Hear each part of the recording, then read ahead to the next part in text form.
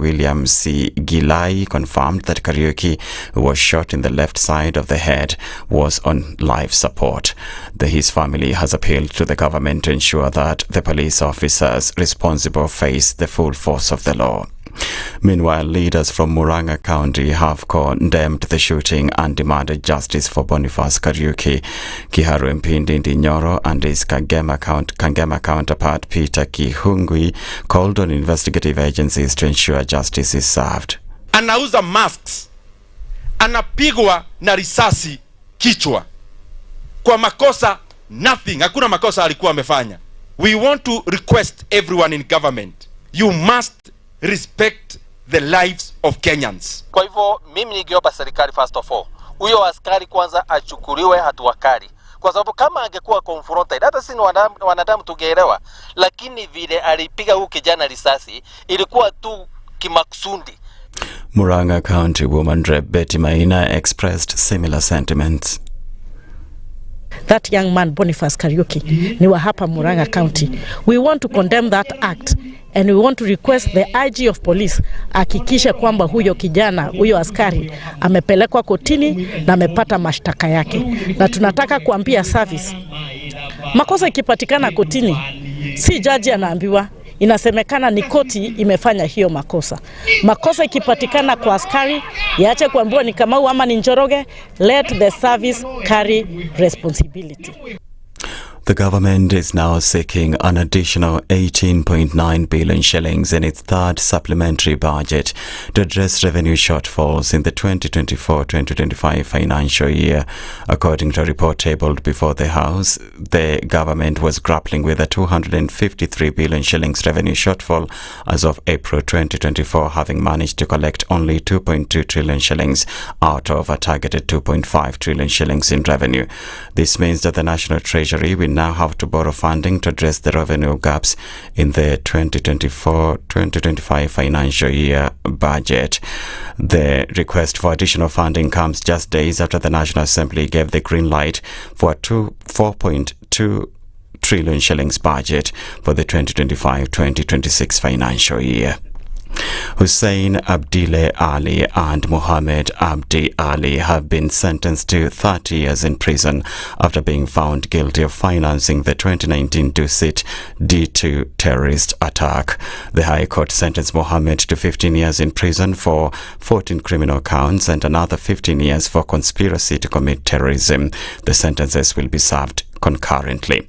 On the other hand, Hussein was sentenced to 15 years in prison for financing terrorism and participating in the planning of the attack. Judge Diana Mochache, who delivered the verdict, said she'd considered the serious impact of the attack on the families of the victims who lost their loved ones, as well as the consequences of the event on the country. A part of a U.S. national suicide prevention hotline that caters for LGBTQ young people says it will close soon after the Trump administration cut its funding. The administration has accused the service of radical gender ideology. It says it will still fund the wider 988 Suicide and Crisis Lifeline, of which the LGBTQ youth option is one part, and that all callers will receive compassion and help. The Trevor Project, an organization that helped to run the LGBTQ option, said the decision would have a harmful impact on vulnerable young people.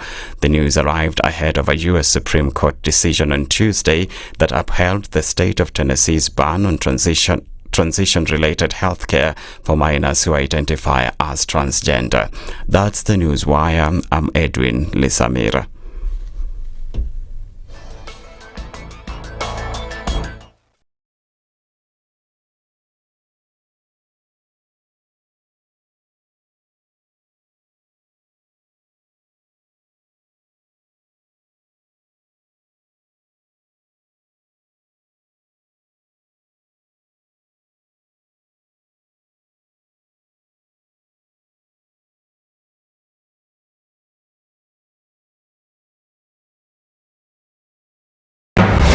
The following takes place from 6 a.m. to 10 a.m. every weekday on SpiceFM. In this country, 6 families and 8,000 Kenyans control 90% of the GDP. We are not a country. We are a plantation. We work for Ruto. When you're telling the judges court orders are papers or they will not obey court orders, they're sitting and you're seeking orders from them. So how are they supposed to interpret it? Very powerful governors, but they don't use their offices to serve the people. If you are not shameful to do what you are doing, why should we protect you? I'm human. Everybody's human. So when you're told, kuja tuongee, I mean, you'd be a fool to say, stagi kuongea. Conversations have to be had, you know? People in leadership should only go into leadership if they are ready and willing to change. If we just gloss over issues and hope that time heals, then we might find that in generations to come, we might be back at the same situation. And the whole thing is born of stolen elections. Spice. When it comes to the decisions you make, you must be independent. There's no way you can allow one institution to dictate to you. That conversation has to die. Our politicians do not like the hard stuff. We must insist on the path of doing things right, whether popular or unpopular. Money changes hands. That is a fact. If you have political goodwill at the highest top, like in Rwanda, then corruption will be an issue of the past. If you don't have political goodwill at the top, we will pass laws, we will amend laws, we will continue passing laws and re-amending laws, and nothing will happen. This is the Situation Room, the only way to start your day. One of the things that are ailing our country is negative ethnicity. You find you as a state officer, instead of thinking as a Kenyan, you think like a tribal person. Let me tell you something. The biggest problem we have had in this country is a leadership deficit. There is things like bikinis. They reveal a lot, but they conceal the vitals. And so government people would throw statistics at you and tell you they're revealing a lot of information to you, but it's really concealing the real vitals. We need to get out of that, because when we want to grow our democracy, one basic thing that really requires to be understood by the political class, by all of us, is institutions are critical. This is the Situation Room, the only way to start your day. Good morning, and I love your show. Thank you. Having come from a Kikuyu radio background, I migrated to Spice because of the content. I was born in a slum, but somehow I got a break in life. So sometimes when you see the sweating coming out because of the passion and whatever it is, behind the noise, there are people, and we share the same umbilical cord. It shouldn't be like that. I am so disappointed. We used to tell Honorable Raila Amolo Odinga that he's doing police of conmanship, and even President Uhuru Kenyatta, serikali hii ndio iko na conmanship ya hali ya juu. You cannot promise people that you reduce tax, then you double. In politics, there is the issue of trust. For you to turn around and then stab the same people who gave you that trust, there is no other level of dishonesty. Imabo, utaona dunia tu. The Situation Room, Kenya's biggest conversation. In this country, 6 families and 8,000 Kenyans control 90% of the GDP. We are not a country. We are a plantation. We work for Ruto. When you're telling the judges court orders are papers or they will not obey court orders, they're sitting and you're seeking orders from them. So how are they supposed to interpret it? Isn't it a governors, but they don't use their offices to serve the people. If you are not shameful to do what you are doing, why should we protect you? I'm human. Everybody's human. So when you're told, kuja tuongee, I mean, you'd be a fool to say, stagi kuongea. Conversations have to be had, you know? People in leadership should only go into leadership if they are ready and willing to change the lot of the people. The Situation Room, Kenya's biggest conversation. Traffic.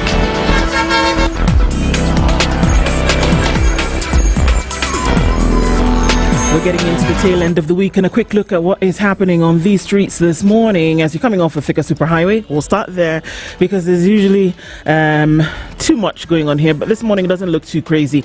It's actually flowing free and smoothly into the CBD right about now. Also, as you look on the other side of the city coming in from Westlands, we're not seeing too much happening here. Outer Ring will start to build up. We've seen that in different directions, but this morning we have quite some traffic as you come off of Jogo Road going towards Landis, and that is pretty busy in and outbound. Before that, Lusaka Road is looking good. On Mombasa Road, as you're trying to get into the city or find your way through to the Likoni interchange, traffic not too bad at this point. Usually on Friday we don't see too much, but we're going to keep our wits about and see what's going on and keep things moving. SpiceFM KE on X, hashtag the Situation Room.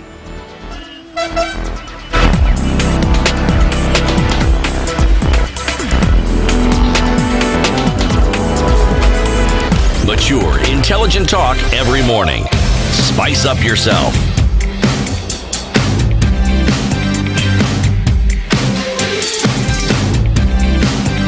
Mornings done right. 94.4 Spice FM. The 20th of June, and a very good morning to you at 12 minutes after 6 o'clock. Karibu sana, and we're in the week that has come to an end already, and just like that, 5 days have been by, and it's like it's been 5,000 because of all the things that have happened. Good morning, Dennis. Good morning, how are you? I am well, thank you. For us to guess which Dennis this is. I'm well, thank you. How are you doing this morning? Salama. Can't complain, Ashkuru. Can't complain. It's warm today. Is it? No, but I was wearing a sweater and a jacket, so... A sweater and a jacket? Yeah. Why? Because it's cold. You just said... you just said it's warm today. Yeah, I just realized I removed my jacket, so yes. I don't know how it is, actually. Okay. Yeah. We'll give you a minute to figure that out. What's the degree? It's 18 degrees. Yeah, okay. It's actually not that cold. It's just that I think when the temperatures drop, then we're just like, huh? Okay. What the people in Johannesburg for whom winter has actually started. So you can imagine if you're feeling like this and it's 18 degrees outside, we're not even talking about the studio temperature. If it's 18 degrees outside, the people in Joburg this morning are waking up to 7-degree temperature. And last week it was at 3 degrees and likely to drop. So can you imagine when it's snowing and it's sub-zero? What would you be saying? I don't know. There's a friend of mine who actually wants to come to Nairobi. She's called Nontobeko Mlambo from Joburg. So she says she can't handle it. Can't handle what? She can't handle the cold. It's too cold. It's too cold. Nabado. She loves the coast weather. Yeah. The warm weather. The warm weather, yes. Well, I won't. So this morning it's 9 degrees. So it's 11 degrees, rather 8 degrees. Can I count this morning? Perhaps we can try. Yeah. What is 18 minus 9? 9. Okay. It's 9 degrees colder in Joburg this morning. And so you can imagine what happens in other parts of the world when it gets to 3, 0, 12 degrees. If you go to... Anyway, the European winters are crazy. North American winters even crazier. Crazy, yeah. Anyway, I'm glad that you're fine. Today's Friday, so we're one Dennis less, as is the case, but we still go on with things. And he says hello, by the way, to everybody, even as we continue having these conversations and that are important for us to do. A number of things still happening, guys, and... that's why we have the conversation this morning. KTN, our audience on KTN, good morning to you, Karibu Sana. And if you tuned in, our live streams are up on YouTube, Facebook, and on X. And we get into the morning with a full gusto and bright-eyed and bushy-tailed getting into things this morning. We will continue the conversation. It's important that we do in discourse. And that is why we talk. Sawa. All right. What did I want to say? Yes, I wanted to tell you what we're going to talk about today. We can't forget, and lest we do, Kabando will join us in a bit, in about 15 minutes, and we'll be talking issues around the things that we absolutely cannot forget, that we cannot get tired of talking about. Yes, so he joins us at 6:30 for that conversation. Then we get on to 7 a.m. and we'll be looking into issues around how we speak when it comes to the youth perspective. Folks from the Youth Parliament will join us, will join us at 7 a.m. And the things that we'll be talking about surround a lot. In the coming days, it looks like it's going to be quite something. We've already seen announcements at the mother of all protests that will take place in remembering what happened a year ago. But it's necessary that those conversations then do take place. Excuse me. So what are we going to be talking about with them at 7? We'll be looking into issues around the youth perspective. We'll be talking about with the Vice President and Head of Strategic Partnerships, Youth Parliament of Kenya, as well, and that is Pascal Nabwana, and Wajiko Thiga is a National Youth Caucus Chairperson. Where again is the role, what again is the role that youth play when it comes to the country's politics, right? We will be looking into Healthy Friday issues. We'll also then be talking about World Refugee Day, which takes place today, actually. Solidarity with refugees. Mm-hmm. And we're looking into a lot of those issues this morning. And that takes place at 9 a.m. Sawa. So conversations, we'll have them. They're important that we do. And so we'll get into that this morning. Before we say hello to you, we can see you guys getting in on our live streams. Let's say good morning. Tell us where you're tuned in from, even if you've been a silent or, like somebody said to me yesterday, ghost listener. How about you say boo? Let's see you from behind the curtains this morning. But Aseto, today is our last day in Rwanda. Yes. Oh no. Yeah, land of 1,000 hills. A lot we've said about Rwanda and how it continues to stand out, especially in the continent, with regard to its economic, how it's performing economically, fact that they're taking care of their country in terms of cleaning the environment, maintaining the same, and also just politically a lot to be learned and a lot of things to be dropped as well from that country. Mm-hmm. But then again, our proverb today is spiritual in a way, and it says, a tree planted by God is not uprooted by the wind. A tree planted by God is not uprooted by the wind. I love it. Because just yesterday I was reading a couple of verses and it was like, you know what? It doesn't matter. If it has been established from the beginning. From the beginning. In the beginning. It doesn't matter what you do. Yeah. You can slander it. You can try to uproot it. If it was meant to be, it will be. Yeah. And it reminds me of that que sera sera. Yeah. Is, what will be will be. And just, you know, now I have to sing. Sing. We're here for that.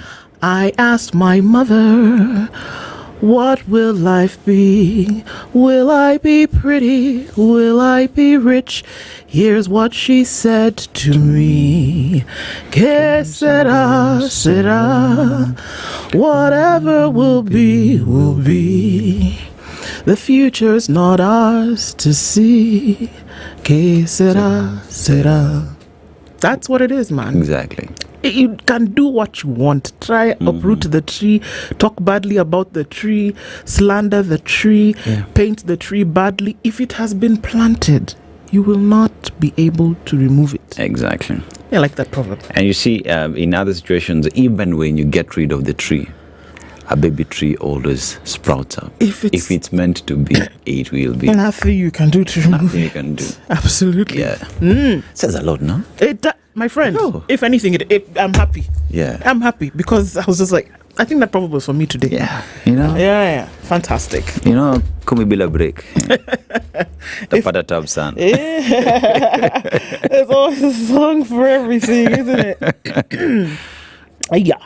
So, everybody's online this morning. You can see you. Karibu Sana. Let's say hello to you as we get into it this morning. And remember to tell us where you're tuned in from. It's good to know that we have folks the length and breadth of the globe who are tuning into this show, even before you go to sleep, if you're on the Western Hemisphere or you're waking up with us this morning. Karibu Sana. And I keep saying, and I don't say it enough, we don't say it enough, that, you know, that you tune in and plug into this conversation is very encouraging, and that we do that. We can't forget to say hello to the ladies behind the scenes there. Salute. EVE, the small power punch, and the dimpled queen, Lydiah. Good morning, everybody. The lady with the craters on her face. What's up, mama? Good morning, everybody. Thanks for putting things together. We really do appreciate it. Moramutse Team Spice, says Michael Olande. Good morning to you. Anything lately, says good morning, cousin. Salamu kutoka Shanghai. Where have you been? Anything? Robert Mbogo says, good morning from Mombasa. Desmond Ortiz says, hi, Ndu and the two guys. It's Lydia and Eve behind there. And I'm going to say it again. And let's just say it and say, because everybody keeps asking. So let's say CT is fine.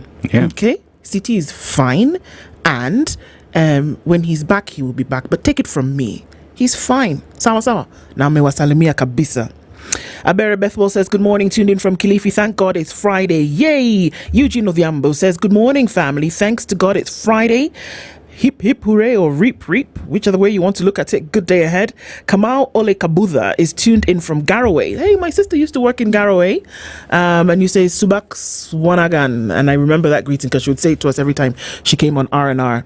James Kamau says, good morning from the Situation Room, getting you loud and clear here in Forney, Texas. Truthful Man is visiting soon. He's coming to Texas. Okay. Yeah, he's going to be having a US tour. He's doing a US tour. Yeah. All right. Kavoy Felix says, good morning. Friday is here, tuned in from Kathmanzweni. Good morning, Ndu, Dennis, and Dennis. So it's Ndu, Dennis, and Dennis. Ready for the big conversation that shapes my day every weekday. Have a nice weekend. Thank you, Simon. And Goris tuned in and said it's chilly in Nairobi this morning. Good morning to you, Sana. Eric Awar says, good morning, guys. Hello, Princess Ndu, Aseto, and Dennis, and Lydia. From this Inchi Ajabu, really? Where would you use 600 million shillings to destroy 9 billion shillings worth of expired drugs? Meanwhile, hospitals have shortages and vaccines. Are these rumors? They're not rumors. It's true. It's true. Robinson Gatiba says, good morning. 96.0 has interferences. Bas. I have to look into it. Okay. Margaret Wadjohi says, good morning, Team Spice. Tune in Situation Room from Houston, Texas. Let's continue the great conversation. Let's do it, sister. Monica Oile, good morning. It's been a roller coaster indeed this week.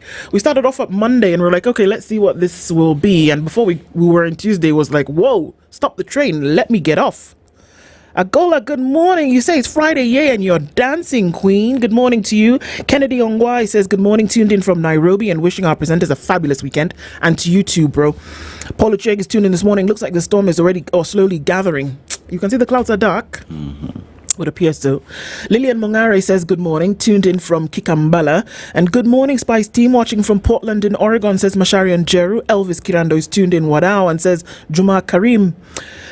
Jose Mahinda is tuned in and says, good morning, welcome to Friday. Robinson Kisero is in Hong Kong and says, imagine I'm the corrupted, short-sighted leader in Kenya that is at risk of suffering a severe brain drain. How would you explain to me the importance of keeping geniuses happy?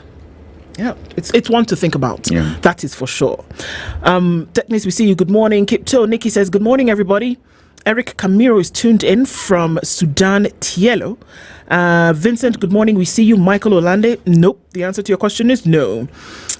June is cool. Yes, it is. Agola, thank you so much. I'm really thinking about doing this thing. Maybe I'll do a couple. Maybe I'll do a couple of covers. Get into the studio, do something. We'll see. Nafungua Pay Bill. We sponsor an album. Ndu and the gang. Jeffrey says, good morning, Ndu Aseto. You really make my morning beautiful. Thank you so much. Oyawe from Kilifi. Atiano, good morning. Did you receive my greetings yesterday? Vinny Mwangi says, good morning. Tuned in. Sir Brian Mutego is tuned in from Sotik. Anything lately says, sorry, Ndu Nikazi too. I understand. Some people get busy every time, but it's good to have you back in the room. Anything. Asante sana. Si unajua lazima tushinde kasonga. Okay, sawa basi. Have you heard the new rendition? There's a new rendition of this Rumba song. We'll look for it. Oh, really? There's something? Asira za nini we. Ndakutafutia. Tafuta. We see what we'll do. It slaps different. You guy. We'll see what we do. Ivan Omondi. Kitengela is locked, you say. Good. John Gishuki, good morning. Tuned in from Parklands, Asante Sana. Livinus Onogu. See, now, Onogu, you have to tell me if you are Nigerian, because that name, Onogu. No. Please, you have to come back and tell us where you're from. Greetings, tuned in from Dublin this morning. Kim says, good morning, tuned in. Tell truth. I love the name. Keep it up, the good work. Hope it remains Asante Sana. We will do everything we can to make sure it does. Okay, getting through really quickly. Dominic Bosirik says, good morning. Diru Shah is tuned in as well. Greetings from Nebraska. NDD. This is NDD. He doesn't like DND, but okay. Well, boo to you too. Keith Kinoti, boo to you as well. David Kamoda says, good morning. Mushiriwa Ndaiga is also here. Bwangi Juma, good morning. Mary Kenya is tuning from LA. Ruth Gitum says, good morning, tuning from Zambia. Yay! And David Kimotho is also tuned in and listening from Indonesia. I mean, think about that. Indonesia, Zambia, Texas, Dublin, Nairobi, Kitengela, Kikambala, Kilifi, everybody coming into the room this morning. Love to see that. Where did the lady of Ouagadougou go? I think about that and I love it. David Kamother, we see you. Livinus Onogu says, I'm Nigerian, Princess Ndu. I thought so. Had to be. Good morning, brother. Good to have you in the room. Labotia says, good morning. Anything says, yes, play that song during the breaks, the best one, Hasira Zanini. Let's look for it, actually. And Slowburn says, good morning. Thika, and Thika as well, not leaving Thika out. Eric Korea, tuned in from Nakuru, all around the world, all around the nation. This is the Situation Room, and good to have you guys in the room all the time. You need to look for that song, because now we need to play it. The rendition or the original one? Let's look for the original. Sawa, bas. Yeah. Let's look into the headlines this morning, shall we? On the front page of The Standard, Kenya's bold newspaper, Lagat cornered is front and center. Deputy Inspector General Eliud Lagat has finally faced, I saw laced, but that could work as well. But okay, we'll go with faced the Independent Policing Oversight Authority, IPOA, over the death of teacher and blogger Albert Ojwang nearly 2 weeks after public outrage erupted. Once flanked by top brass and IPOA bosses in a controversial show of unity, Lagat now finds himself on the defensive, grilled for hours as questions swirl over his role in the illegal arrest and brutal killing. Without the uniform and crown that gave him legitimacy, Lagat looked subdued, just like what Ojwang may have felt left in the hands of the officers he commanded. And we look at that timeline. June 7th, Albert Ojwang is arrested at his father's home in Kakoth, Homa Bay. He's booked at Central Police Station around 9:35. That's 21:35 hours. June 8th, early hours, Ojwang found unconscious and pronounced dead at Bagavi Hospital. June 10th, a post-mortem reveals severe physical assault, head trauma, neck compression, and soft tissue injuries. On the 15th of June, OCS Samson Talam and Constable Mukwana are charged separately. June 17th, Eliud Lagat steps aside. All of this happens in just 10 days, and we are seeing more and more of that. We'll look into details of this story in terms of then what could happen after Lagat then faces IPOA. It's 60 years in jail for Duzit 2 financiers. Despite using Bible verses to mitigate their sentence, the convicts did not convince the judge, who said they deserved to pay for the pain, suffering, and permanent scars they caused.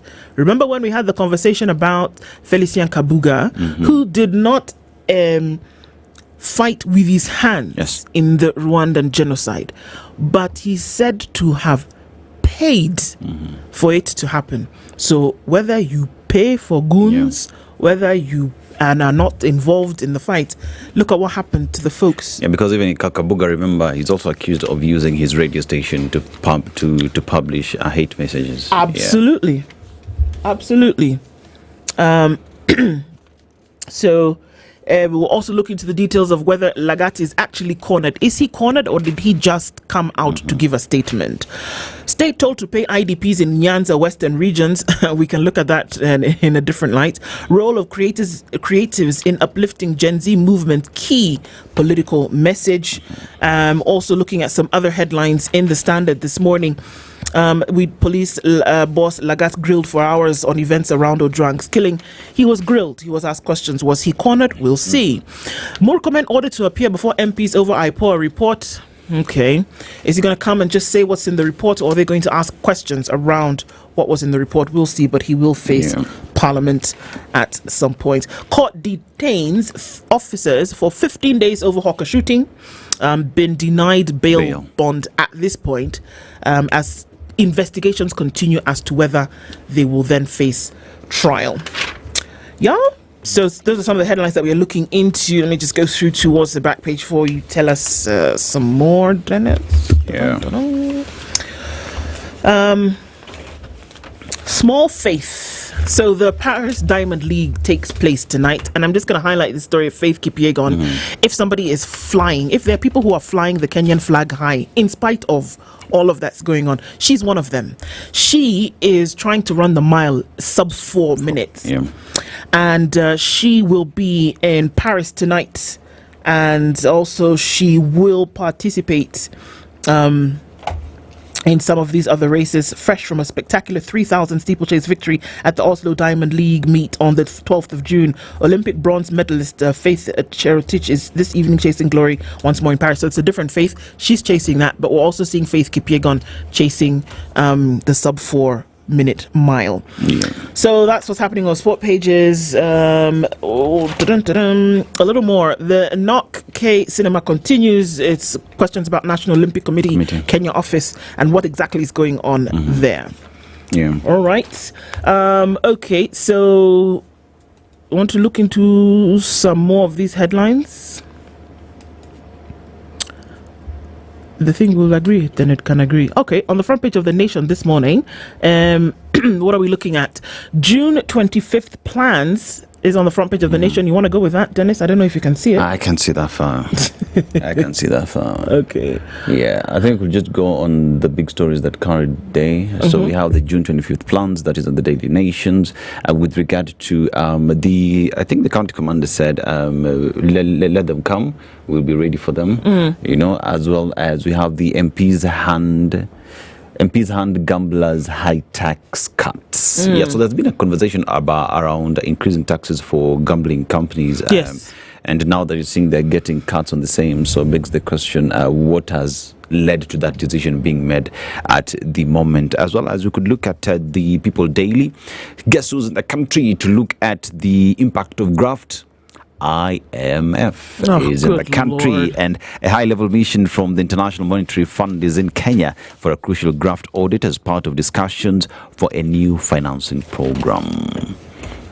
As well as youth elderly face highest financial exclusion. These according to the Central Bank of Kenya. And the youth aged between 18 and 25 and the elderly above 55 years continue to face the highest financial exclusion rates in Kenya, according to the latest Fin Access survey by the Central Bank of Kenya.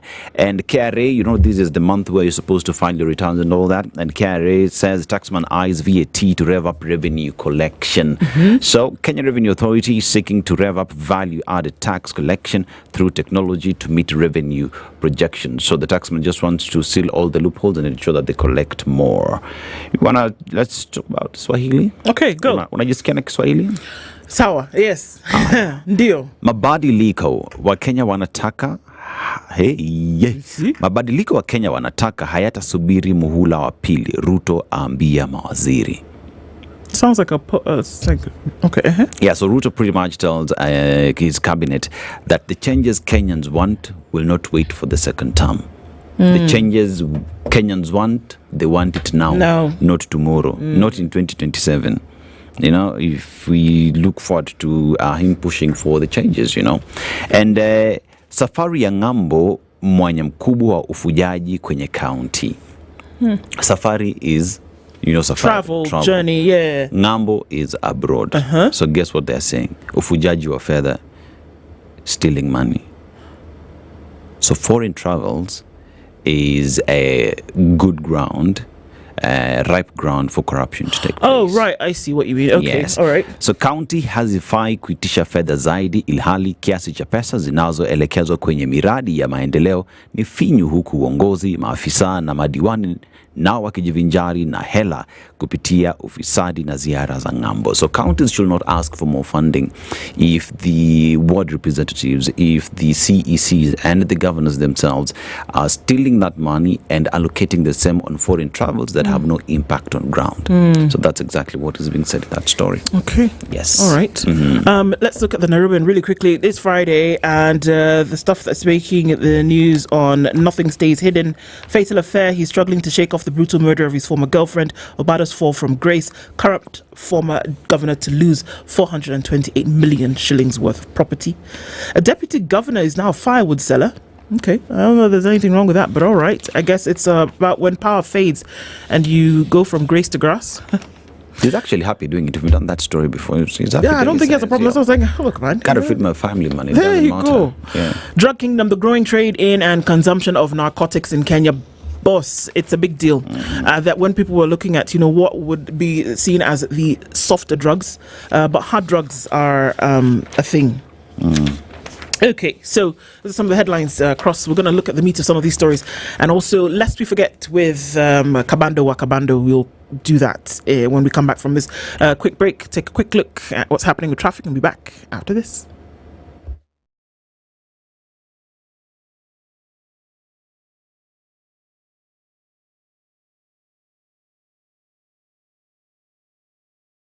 This is the Situation Room, the only way to start your day. This is not an announcement, it's a fact. To plant trees and protect our environment. To drive mentorship and education. To grow businesses with funding and training. To share with our communities. Since 2020, we've honored this pact. As we mark 5 years, we renew it because all impact begins with a pact. I&M Foundation, celebrating 5 years of impact, powered by I&M Bank. Oh, great!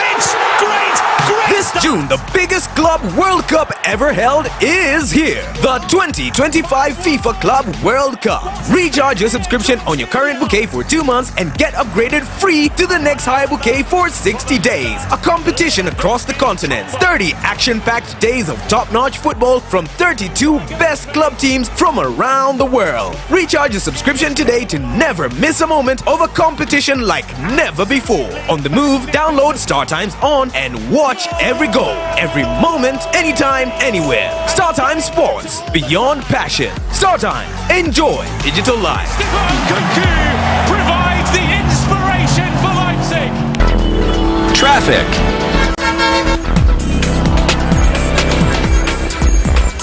All right, coming in at a few minutes going towards 7 o'clock. Let's see what traffic is doing in the city today, and not much actually.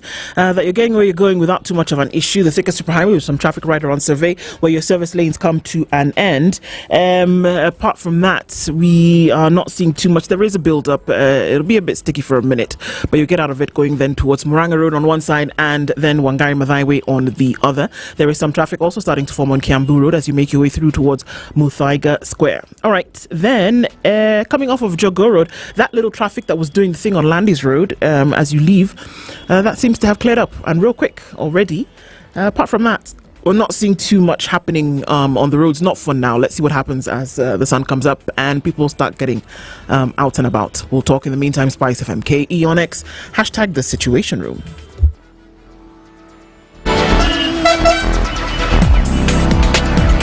Mature, intelligent talk every morning. Spice up yourself.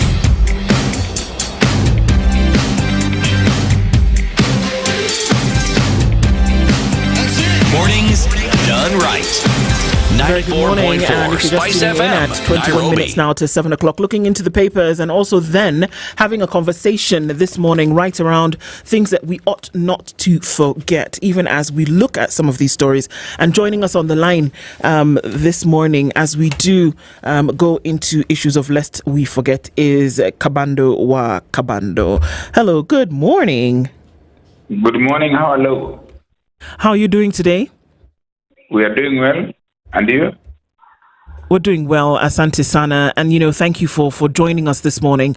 It's good for us to cap the week, and even as we are looking at stories that make the headlines, we often have to tell ourselves that we ought not to forget what is really going on. So, Kabando, since the last time we spoke last week, it seems that 100 years have passed and that many, many things have happened in that time, where there is a demand for justice, where there is a call for certain people to do the right thing, and where there is looking at a short-term future where things will not just continue to be the status quo. And also those in leadership saying certain things about how, the discourse will continue. But we remind ourselves that there are certain things we ought not to forget. And that's why we do this with you as we wrap the week. But from your perspective, from the last time that we spoke until now, so much has happened. And we just want to start from the place where we ask, what should we not forget at this point as we are going forward? Lest we forget where we have come from, and in comparison to what has passed on in the last 1 week, it seems that we are reflecting even away to the colonial era, when we had the open massacres, the Bagala massacre, the Hola massacre, the extermination of communities by the colonialists then. Remember the slave trade when, the able-bodied were just rounded up and put away for, labor across the seas. But after independence, of course, there have been many issues and there have been challenges.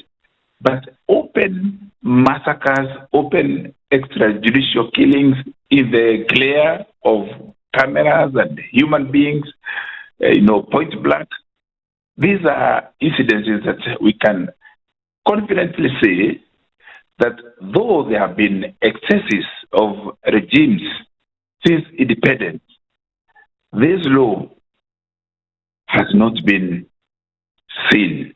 It is clearly unprecedented to the fact that you see, yes, people have been rounded up in the past, taken to detention, but there are many people who have survived detentions in the past regimes, particularly you can say detention without trial before 1992, when Kenya returned to multi-party democracy.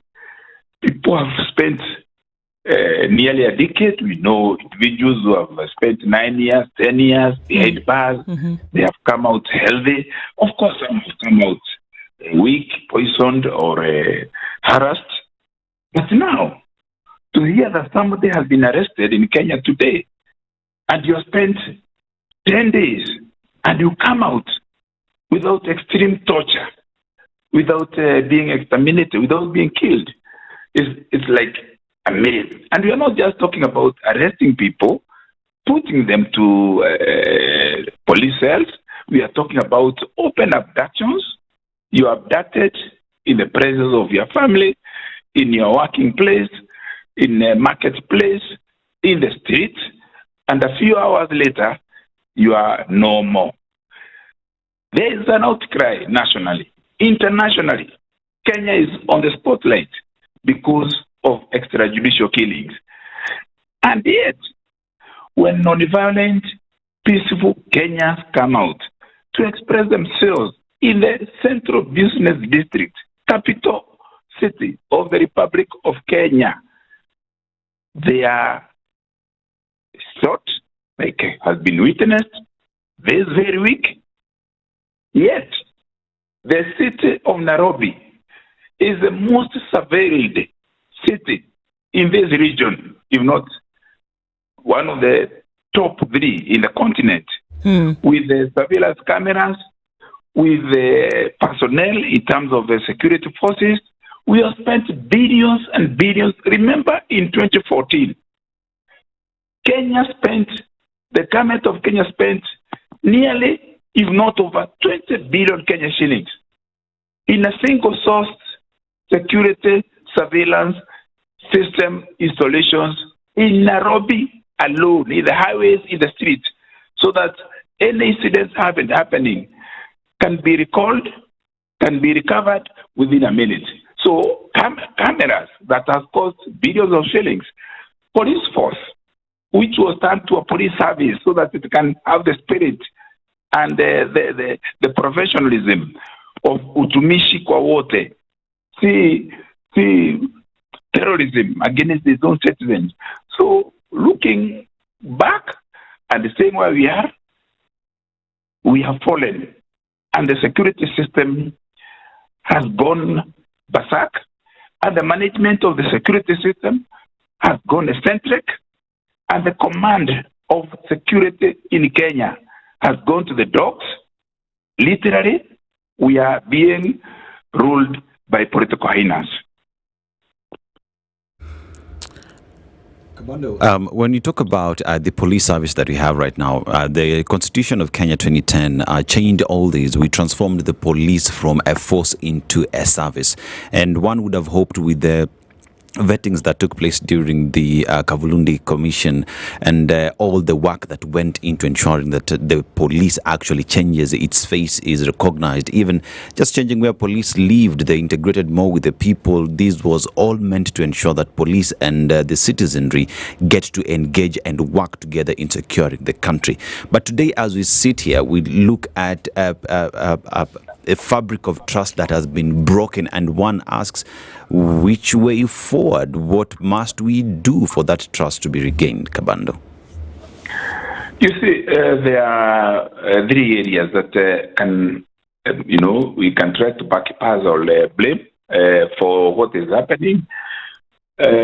One that we can blame is that there isn't proper recruitment and training of the policemen. That these days, people who are malcontent in the villages, in the urban centers, you can call them, disciplined or wounds, is like a dumping ground now in the police service. Your parents are able to sell a cow or sell a piece of land. You are put there. You go there with your frustrations. It was not your dream job, like it would have been. You are not the well-spirited person, like those Maradonas, the runners, people who are athletic. Normally, they would be taken to police force because they have an interest in that regard. There's an inspiration to do. Police service is a dumping ground for minimal content because their parents can afford to buy a slot during recruitment. Secondly, there is a reflection of who we are. Also, a little bit of it.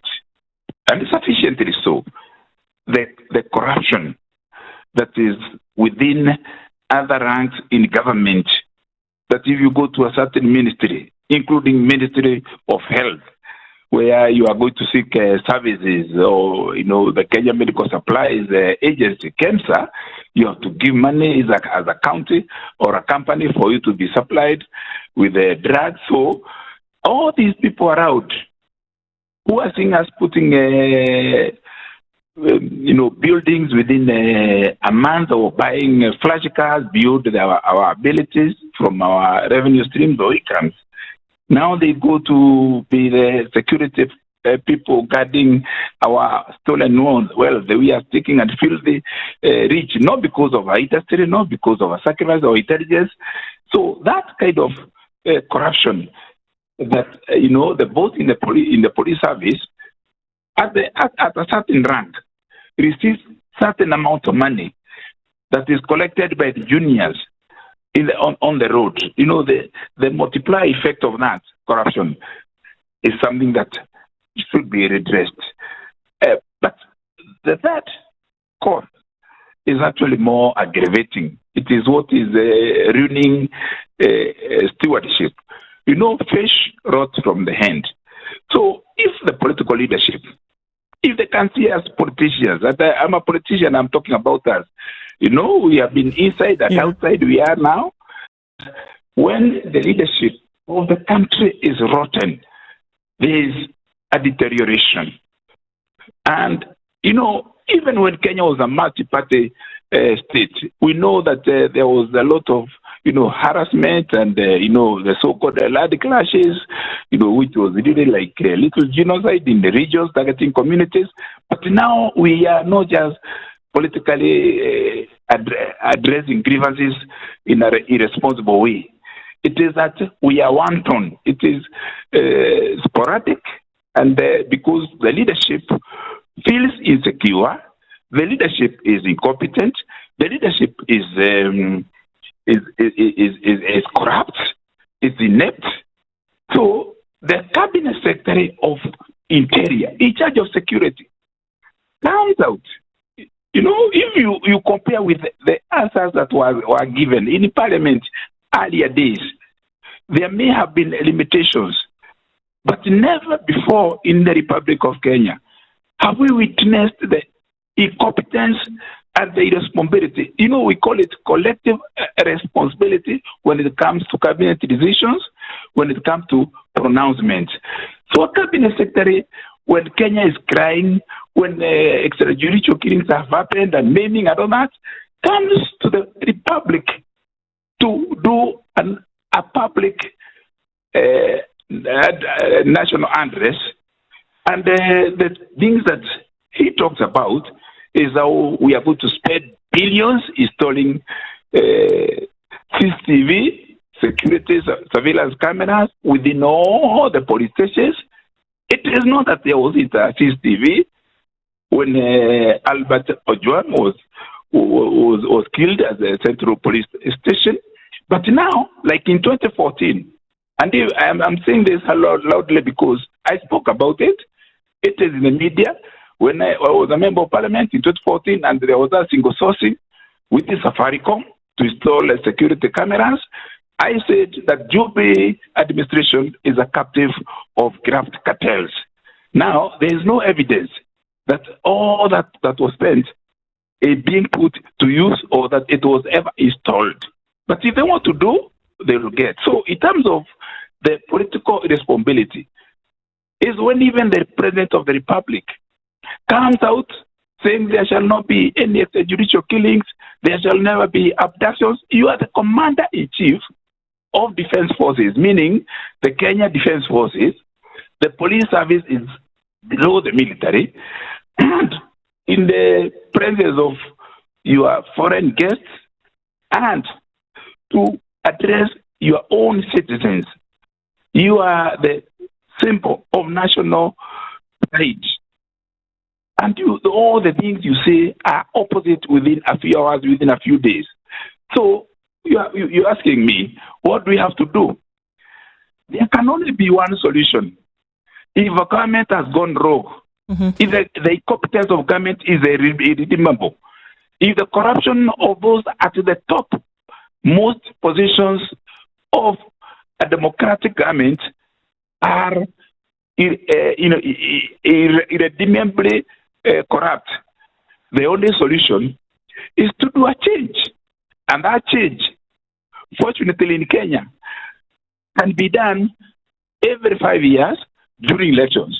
But the Constitution of Kenya, which clearly states that the people are supreme, when things are gone so wrong, everybody is being killed, everybody is being maimed, everybody can be displaced.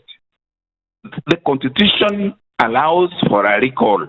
And that recall necessarily doesn't mean waiting for another state-captured IEBC to conduct an election. A non-violent uprising, a civil demand. That's why we talk about pickets. That's why we talk about petitions. That's why we talk about non-violent protest. People marooned by a government gone crazy, gone murderous, have a moral, ethical, and democratic, even spiritual responsibility, let me say obligation, to defend themselves in the best way possible. That's why Bangladesh has been celebrated. That's why we celebrate South Africa. That's why we say Mandela was a hero, Walter Sisulu was a hero, Oliver Tambo was a hero. That's why we even say even our own commander was a hero. That's why we say even founders of Kenya were heroic. We talk about Muthoni Njeri, who in 1982 charged men at the Central Police Station during colonial times. When men appeared cowardly, there came a lady, gracious lady, bold called Muthoni Njeri, charged men in 1982 when Harry Duku was being detained at the very Central Police Station where Albert Ojwang was killed. She said, "You men, if you are so cowardly, remove your trousers, wear our skirts." Of course, she was shot by the colonial government and she was killed. But what is the difference now between 1992, when a lady came out to lead protest at the Central Police Station in 1982, and in 2025, when we see young girls, young ladies in their 20s, in their early 30s, the Gen Zs, forcibly removing face masks or policemen wearing them when they are terrorizing them in the streets of Nairobi against a court order that they shall not conceal their facial identity when they are either guarding or they are controlling public protest. Yeah. Political responsibility in Kenya today is the most urgent action needed because people cannot wait until they are all examined. And if we are seeing this in 2025, the big question in Kenya today, if in 2025 we are helpless, we are being raided and abducted from forlorn villages 500 kilometers away from Nairobi to come to Bikini, Nairobi. And while we are in Nairobi, those who are surviving to protest against those who have been terrorized and they have been killed, and we are also openly being shot, and except for social media and the cameras of the small phones capturing those incidences, nothing would be done. In any case, where is the Deputy Inspector General of Police, DIG, Eliud Langat? Many days after everything clearly indicates that he is the main culprit and main complainant, he says, I've stepped aside, he read a letter and says, I am appointing so and so to act on my behalf in that time. Then you have the Independent Police Oversight Authority, so-called Independent IPOA, which is actually staffed with the political surrogates, stooges, nothing going. Even when the main suspect is being questioned, it is in the camera. It is even hidden entry and exit of him going to the questioning room is not visible. Kenya has gone to the edge on the cliff, and there is nobody and there is nothing absolutely that can say that Kenyans will move back to create more space to be pushed to the cliff and to the ocean of crocodiles. We are at the edge of the cliff on the precipice, and enough is enough. And that's a place for us to get a jolt and to remember. And that's how we do Lest We Forget with you, Kabando, to remember some of these things. And I take us back into history when somebody said we need to stand up and make a change. Shoot me if you will, but the need to make the change is going to remain long after I'm dead. And we see this happening, like you say, on the precipice. And if we don't make changes, we then might see ourselves in a position where we will not like it. Lest We Forget is something that we must do, and we're glad that you do this with us. And we look forward to when we can have a Lest We Forget conversation face to face with you, Kabando. But thank you for doing this morning. Thank you very much for hosting, and looking forward to coming to the studio. Keep the good work, and we say, Viva Kenya. We pray for peace. We pray for resilience and renaissance. Kenya is our motherland. It is irreplaceable. We shall own it. We shall recover it. We shall rescue. Asante sana. That's Kabando wa Kabando, unless we forget this Friday morning. And as we get towards the top of the hour, we remember that, as these stories continue to make the headlines, there are things that we look into that we must continue to discuss.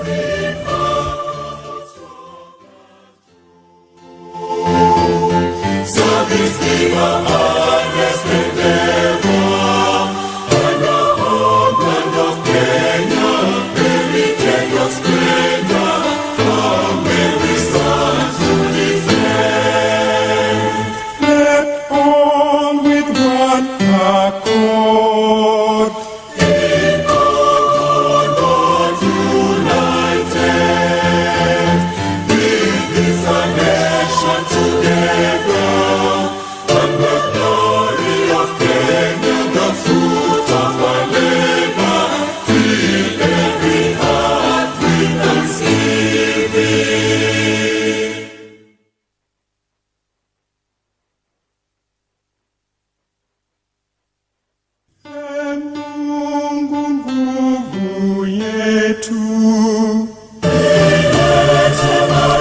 Good morning. This is the Newswire. I'm Edwin Lisamira.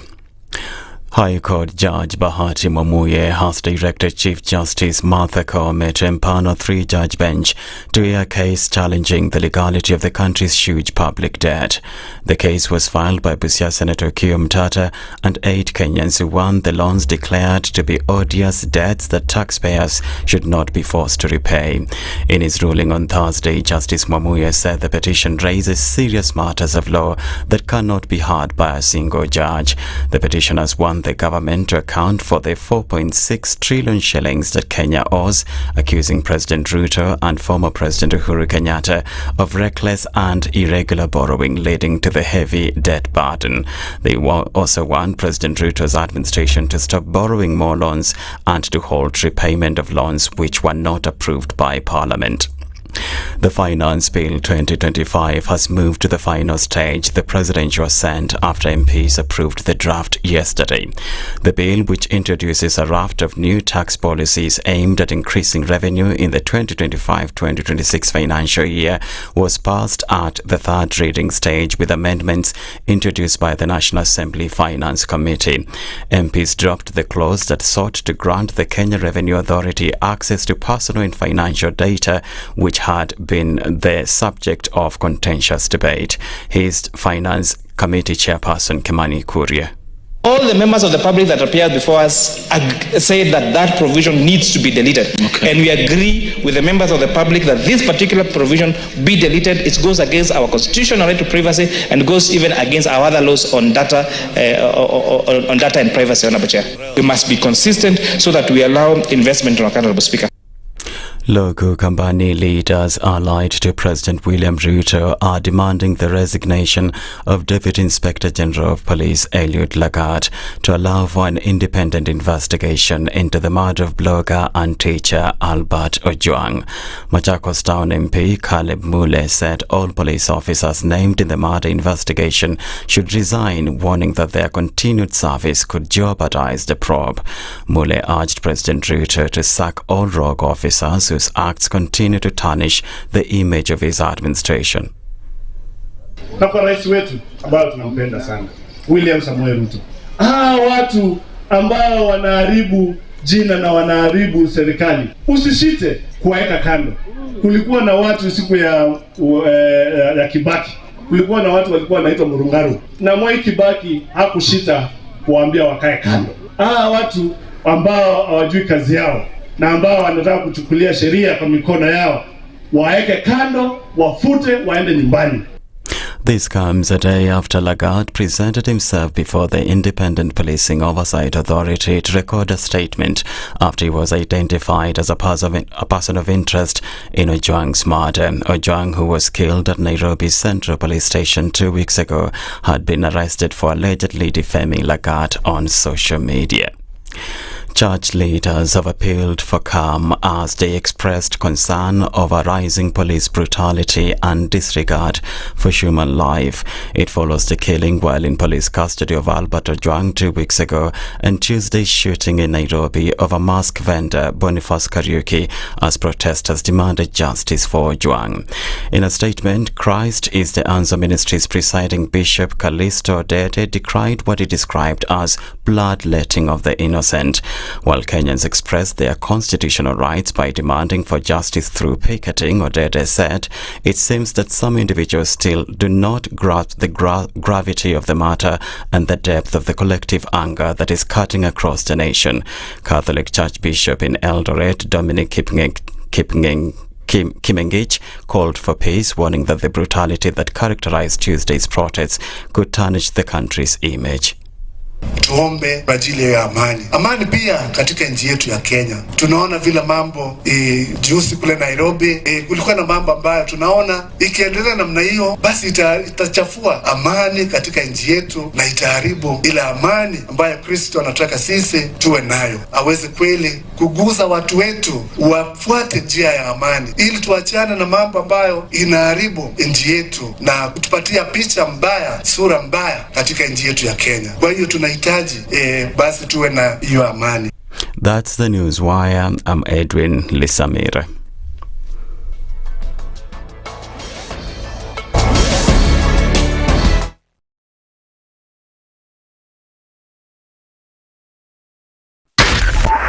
SpiceFM, Nakuru. One of the things that are ailing our country is negative ethnicity. You find you as a state officer, instead of thinking as a Kenyan, you think like a tribal person. Let me tell you something. The biggest problem we have had in this country is a leadership deficit. There is nothing... Say statistics are like bikinis. They reveal a lot, but they conceal the vitals. And so government people would throw statistics at you and tell you they're revealing a lot of information to you, but it's really concealing the real vitals. We need to get out of that, because when we want to grow our democracy, one basic thing that really requires to be understood by the political class, by all of us, is institutions are critical. This is the Situation Room, the only way to start your day. In this country, 6 families and 8,000 Kenyans control 90% of the GDP. We are not a country. We are a plantation. We work for Ruto. When you're telling the judges court orders are papers or they will not obey court orders, they're sitting and you're seeking orders from them. So how are they supposed to interpret it? But they don't use their offices to serve the people. If you are not shameful, I mean, you'd be a fool to say, "Stagi kuongea today." Conversations have to be had, you know? People in leadership should only go into leadership if they are ready and willing to change the lot of the people. The Situation Room, Kenya's biggest conversation. if we just gloss over issues and hope that time heals, then we might find that in generations to come, we might be back at the same situation. And the whole thing is born of stolen elections. Spice. When it comes to the hard stuff, we must insist on the path of doing things right, whether popular or unpopular. Money changes hands. That is a fact. If you have political goodwill at the highest top, like in Rwanda, then corruption will be an issue of the past. If you don't have political goodwill at the top, we will pass laws, we will amend laws, we will continue passing laws and re-amending laws, and nothing will happen. This is the Situation Room, the only way to start your day. Traffic.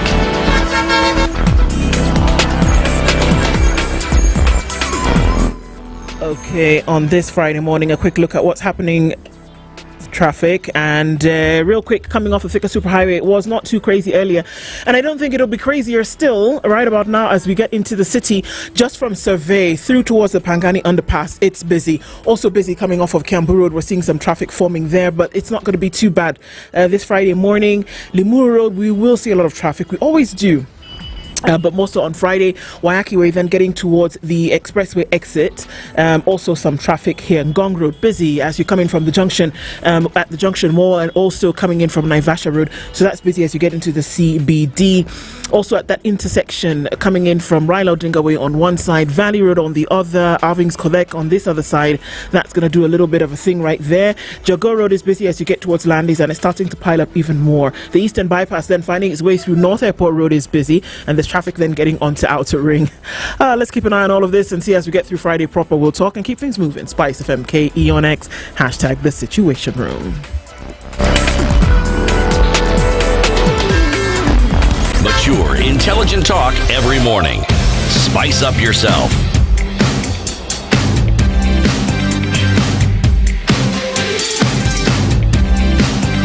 Mornings done right.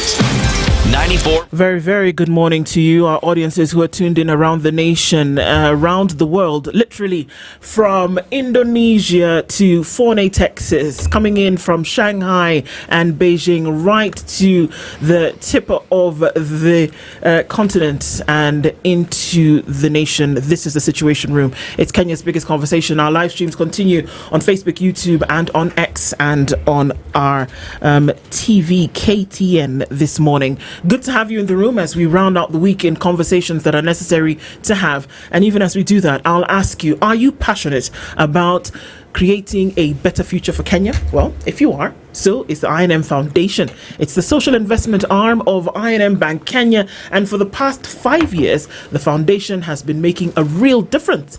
Interestingly enough, a significant 2% of the bank's annual growth profit has gone towards this, and it's the highest commitment of anyone in the Kenyan banking sector into impactful programs. The work focuses on vital areas like education and skills development, economic empowerment, and enabling giving. But today, we want to highlight the leadership in environmental conservation. The I&M Foundation is dedicated to protecting our precious natural heritage through strategic partnerships and community-driven initiatives, ensuring a sustainable future for all.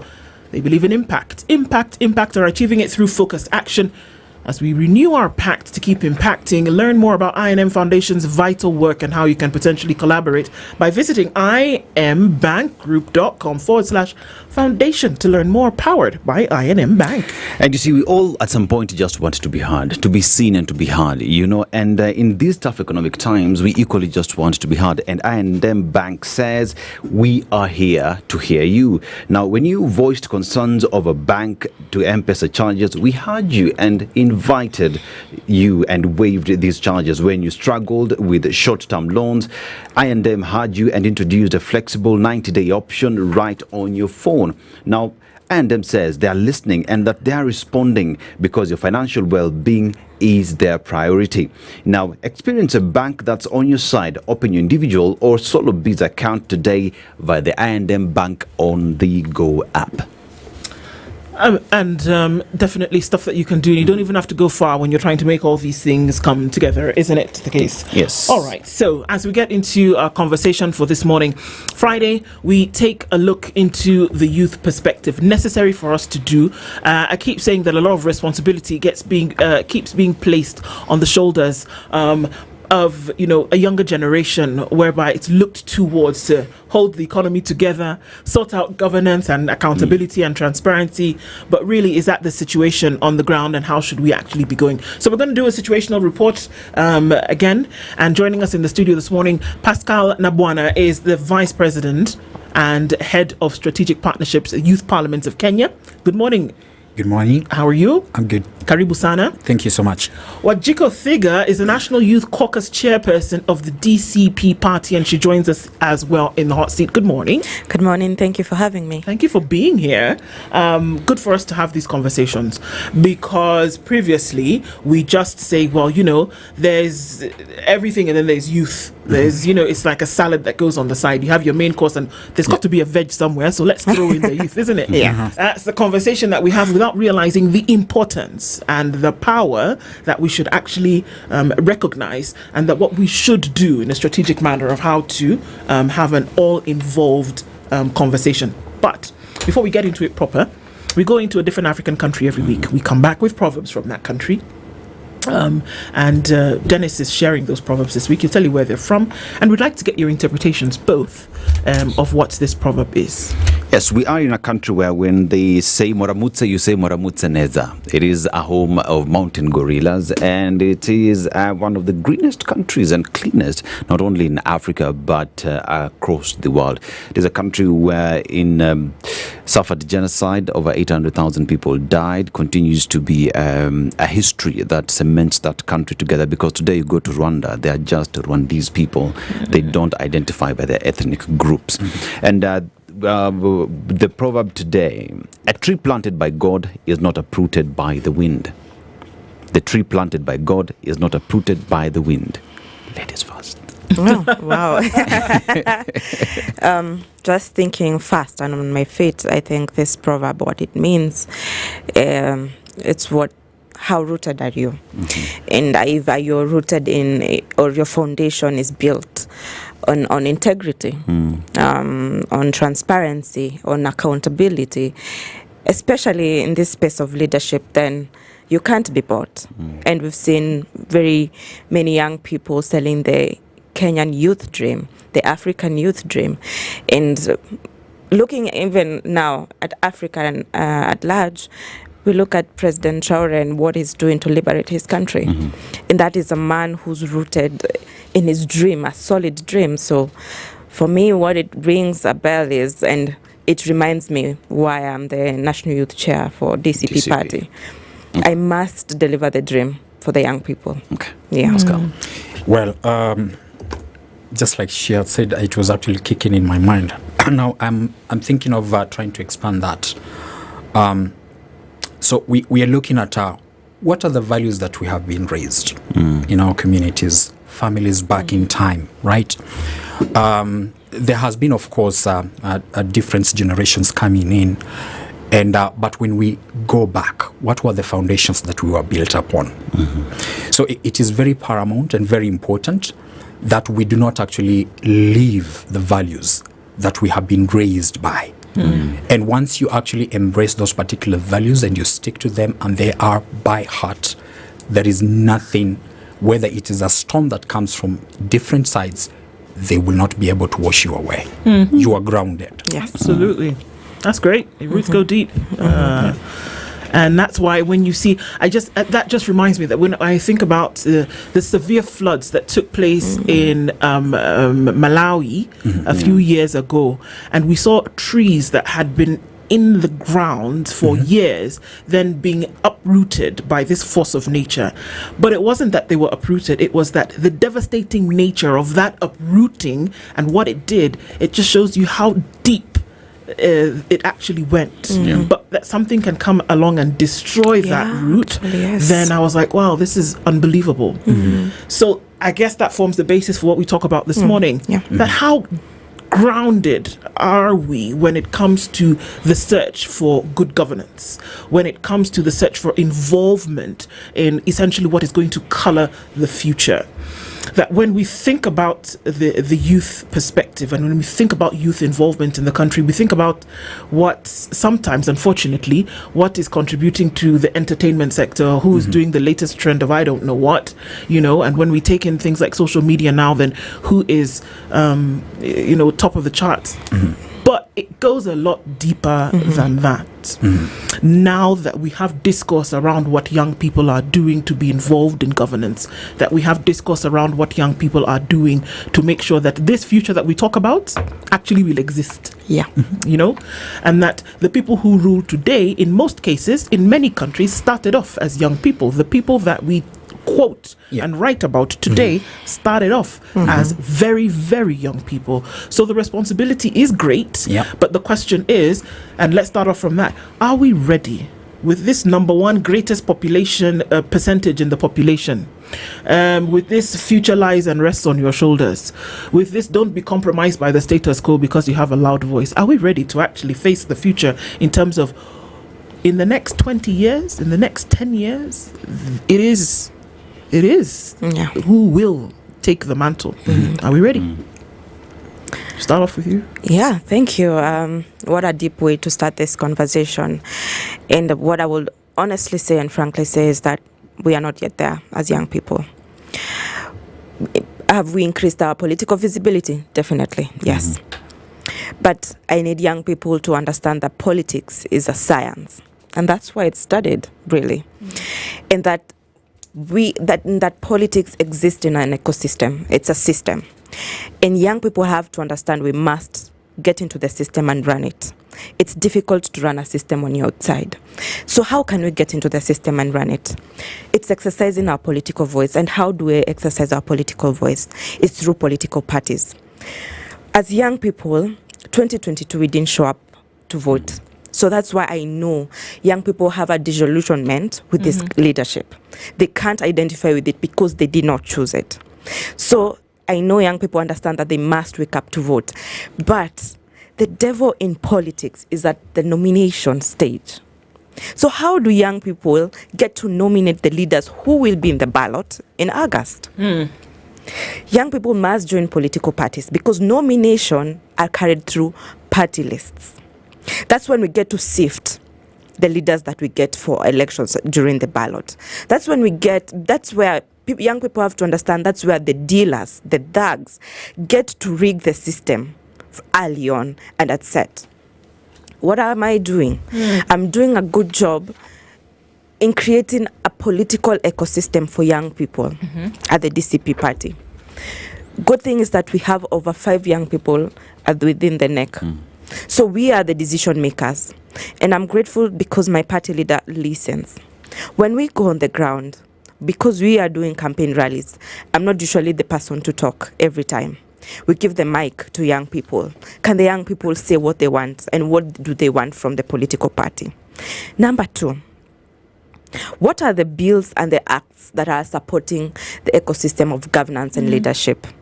Also, like my friend has said here, what is the socialization process of leadership, even as a person in our society? You're told when you're young, ukienda shule nitakununulia sweetie.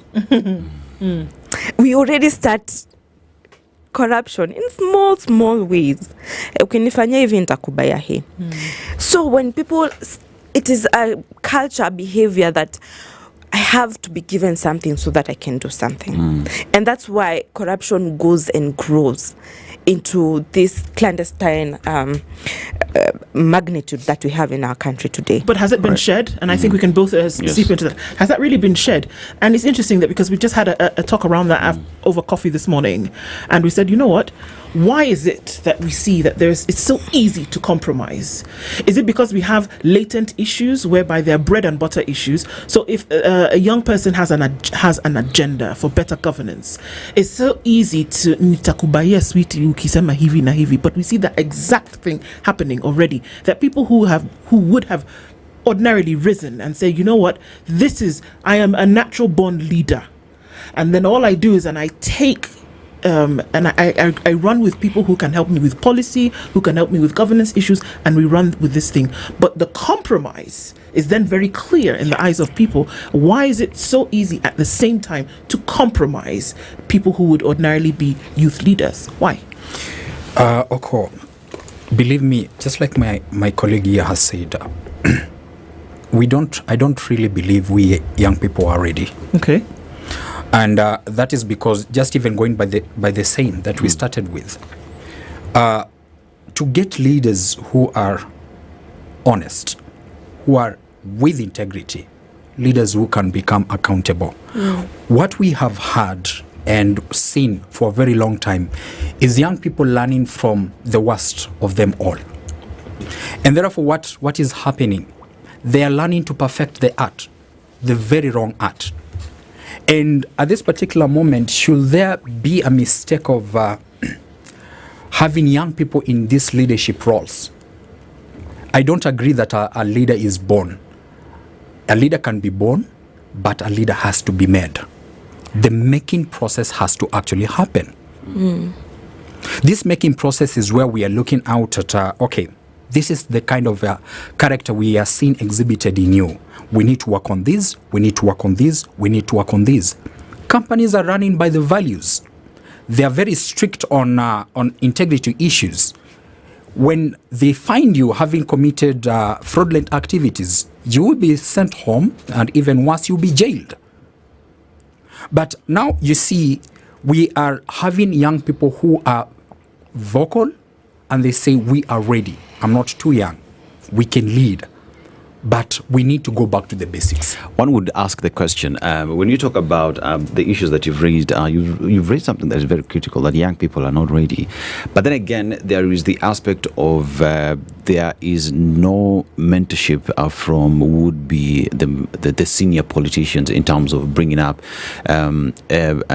a constituency of youth who would take leadership after they're done. Because let's face it, even if you get to parliament right now, the average age of the parliament of Kenya today is around 49 years. You know, those are relatively young people. But you look at the mentoring that went into these individuals getting to power, and that is not clear. You're saying the young people are getting in to perfect the worst that there is. Then as young people today, how do we ensure that we are ready? How do we ensure that these positions that are there, we're getting in and changing it for the better? Because let's face it, power is never ever given. You fight for it. So but with that, there has to be organization for young people to take these positions and speak in unison. So how do we ensure that youth are not compromised, that they are ready, and that mentorship, even if we don't get it from the senior, we find a way of just beating the system. Yeah. So I'm glad because Wanjiku here says she's creating a political ecosystem within the DCP party. At the Youth Parliament of Kenya, we are also keen on that. And we agree on one thing, that not all people can actually become leaders in political roles. Mm-hmm. We have leaders in communities. We want to see change makers in the communities as well, right? And it still trickles down, whether you're a politician or you're just a leader within the community frameworks. The aspects of values are very important. Mm-hmm. We just need to get back to the basics. Now, most political parties, DCP is quite new. Mm-hmm. We do not understand much about what it is aiming for. But when you look at the other political parties that have been there for a very long time, we have seen scores of young people going under these particular wings, right? And what we have seen more is for them to become choir boys and choir girls. Mm-hmm. Right? They are not actually given a listening ear to actually contribute something. Mm-hmm. It's not that they do not have something to contribute. They have. But people are already in decision-making seats and they cannot give that particular room. Cannot or will not? Will not. Mm-hmm. Why? Absolutely. Why? It is either you align with what we are working or we show you the door. Okay. So this is what we have been running by, and this is how you need actually to abide by. But if you have some, because I'm seeing young people coming in with the energy, they say like, this is a political party that has been there for years. I think we can come and inject something new into this system. But I'm looking at a patient who is already infected. The whole blood system in the body has been affected by poison. What are the guarantee that you just come and inject something like 20% that particular person will be purified? It will not happen. Eventually, it will take time, but they will still die. We need to go back, find mentors that are credible, right? At the Youth Parliament of Kenya, one thing that we know is this. We are young, we are impressionable, right? We are strong. But you see, that energy also needs to be channeled in the best way. Else we will have an explosion. So we have been looking at experienced individuals, technocrats, in different areas that we are working on, and we are bringing them as advisory members to the Youth Parliament of Kenya. So Wanjiku, at DCP, you sit there, but there are 5 young people who sit at the neck. One would ask, are you there to just tick the box? Are you there to just be seen? Are you there to be heard? And what are the intentional maneuvers that have been put within the party so that a young person would get into that party and make the relevant changes that they want in the government that they want to form next? Because let's face it, DCP wants to form government, right? Yeah. So then how are conversations taking place with the young people to ensure that they sit at that table? Thank you for that question, and I'd like to build on what he was talking about in your question. I'm a product of mentorship. I am here today because of mentorship. I ran for office in 2022, and I know the cost of a dream in a broken system. And that goes back to the Campaign Financing Act, and we'll talk about that later. But what is DCP party doing? And to ensure that the space of young people, it's not lip service, but it's reality. And granted, we are just maybe a month old, but what is in the pipeline and what are we planning? And what happens at the decision-making table? I can tell you for a fact that I've been heard, and the things that I've put on the table, placed on the table, are being implemented, and you will see. From how our political party launch will be done, to how we are moving into the grassroots systems. I would say that DCP party has county coordinators, but with the county coordinators, we are having youth county coordinators shadowing the political party coordinators. This is direct mentorship for young people across the 47 counties.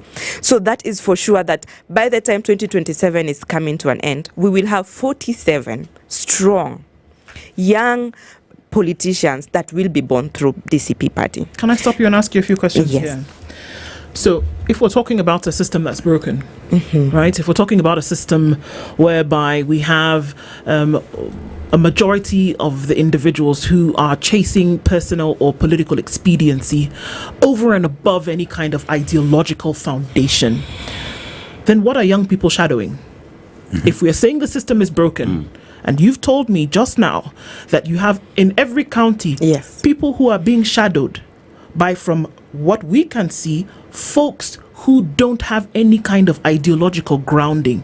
Then what we are doing is that we are putting people back into the system who are just shadows of a broken a broken system. Okay. So what are we doing? We are just doing the same thing over and over again. But then now what we're doing is that we're imprinting that on a younger generation of people who sadly, in this case, sadly and scaringly, are in the population. So we're regurgitating bad behavior. We are regurgitating folks who are getting into government for political expediency. We are regurgitating people who probably come in a broken system. Remember, we've said that this is a broken system, and we are shadowing people to come in and to eat the same food, drink the same water, and then we want to say miraculously they will be fine. Where they're going to be people who are ready for good governance. How on earth? I'm taking your challenge, and I want to say this: rarely are the worthy given the limelight. It's always the wealthy. So there is a chance that you don't know the 47 county coordinators that we do have. There is that chance. What's the ideology that this is based on? And I'm going to take this from ideologies. We're looking at whether we talk about socialism, whether we're talking about capitalism, where we had extreme ideologies before, where we talk about totalitarianism and authoritarianism, where people actually came and did some crazy stuff previously. Then we had, which gave rise to dictators and total autocrats. But then what are the ideologies that these things are based on today? Are we saying economic development is front and center? Are we saying that good governance and leadership is the mantle that must be taken? What are we actually saying? Or does it just sound sexy that we need to have youth in government? I know it's a sexy thing at the moment. Even it was at 2022. But with this time round, we actually have the intention and want to implement that. And already implementing that. You've asked me what ideologies this is based on, and let me go back to my political party, because that's where the ecosystem I exist. Our ideologies are equality, inclusivity, and justice. In justice, we're talking about not only social justice, we're talking even about economic justice. Because at the moment right now, there are three things that are crippling young people, or the young people within our country. It's the shrinking civic space. It's the economic hardships that young people are going through, and it's the mental health. And this mental health is just being caused by how young people are not able to relate with a leadership that doesn't listen to it. This CP party is rooted in participatory democracy, and that is really implemented, because when I prompted my party leader and said we must have young people being mentored, and that's when the youth county coordinators came up, and that's why I've asked, what kind of county coordinators are we having? What are the ideologies? So they had also to be vetted. What kind of person you are? And let's talk about this. We are coming from a place of being, being impeached.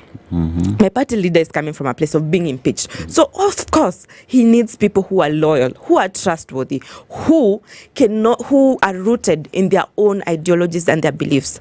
That I can't be offered money to move. So are you in this CP party to serve the party ideologies, or are you here to serve your own interest? So they had to go through vetting. I have been part of that process of vetting, especially the young county coordinators and also the county coordinators. So what are we doing? Yes, truly it's a broken system. And that's why we are saying, and what my friend here said, sometimes we have good leaders within this system, but they're overrun. You're asked, you either implement, as you were saying, or you get out. But if we have the majority, and let me go back, we only have 6% of young women in parliament today. We will give a good and exemplary example of Honorable Njeri Maina. She does an exemplary job. You've seen she has even defied a party position. Like even with the finance bill, she defied a party position and voted no to the finance bill. But how many young women exist? How many young people can hold each other's hand within a system and say, we are going to overrun it? We are all saying no to this. So what are we doing? We are building young people who are going to go into county assemblies and national assemblies. And where the devil exists again in the nomination process, because that's what happened to me again in 2022. I was rigged out. And Kenyans still vote along party lines. They don't really look at independent candidates. People still don't vote according to party lines. So we have to make sure as a party that the people who get through the nomination process, again, they're people with good standing, with character. I'd like to take a break, but then we come back and debunk this whole thing about people who vote along party lines, because we know for a fact that in the country today, if all of us are in one political party and one of us then gets elected president or vice president, and somewhere along the lines we fall apart, guess what I'm going to do next? I'm going to go and I'm going to form my own political party. Yes. So it's not along party lines. It's the individuals today and it's their interests that are running things. So how are we going to say that this majority of the population is going to move away from this thing and based on ideals? We'll come back and discuss that as we continue this conversation this morning. We're looking into governance and leadership, and we're taking into consideration the youth perspective this morning. Pascal and Wajiko are here with us, the national youth leader of the DCP party, as well as the Vice President of Kenya Youth Parliament. We continue with this conversation at 23 minutes to 8 now. We'll be back after this.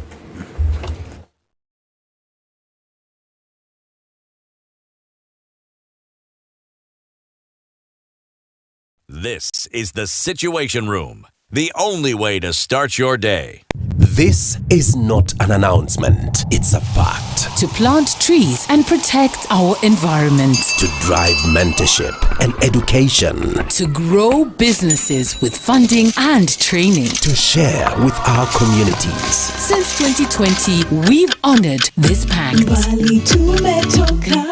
As we mark 5 years, we renew it because all impact begins with a part. I&M Foundation, celebrating 5 years of impact, powered by I&M. Oh, great! This June, the biggest Club World Cup ever held is here. The 2025 FIFA Club World Cup. Recharge your subscription on your current bouquet for 2 months and get upgraded free to the next higher bouquet for 60 days. A competition across the continent. 30 action-packed days of top-notch football from 32 best club teams from around the world. Recharge your subscription today to never miss a moment of a competition like never before. On the move, download StarTimes on and watch every goal, every moment, anytime, anywhere. StarTimes Sports, beyond passion. StarTimes, enjoy digital life. Provides the inspiration for Leipzig. Traffic. All right, so Friday's not posing too much of a threat traffic-wise, except when you're coming off of the Eastern Bypass heading towards North Airport Road, because there it's bumper to bumper. And going through the Embakasi Loop and then finding your way onto Outer Ring, very, very busy this morning. It's also busy on Jago Road, and we're seeing some traffic also now starting to form on the Thika Superhighway as you make your way through towards the Pangani Underpass, and it's also busy on Kiambu Road this morning, closer and closer to the Karura Gate.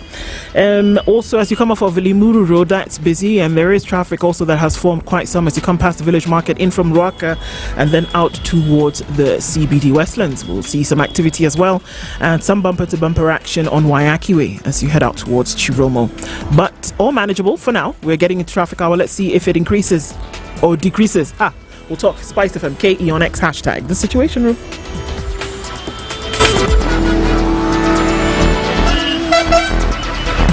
Mature, intelligent talk every morning.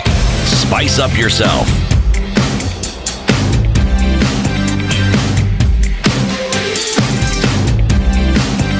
Mornings done right.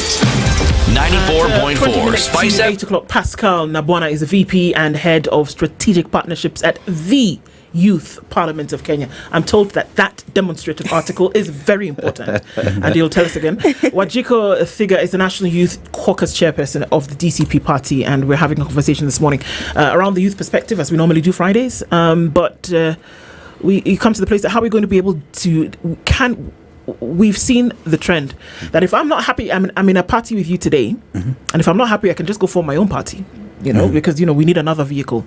That unfortunately, the idea, and we can look into history, and I think it's very important that we do, because these things that we use today, political parties, whatever, they have been given, they are methodologies that we adopted.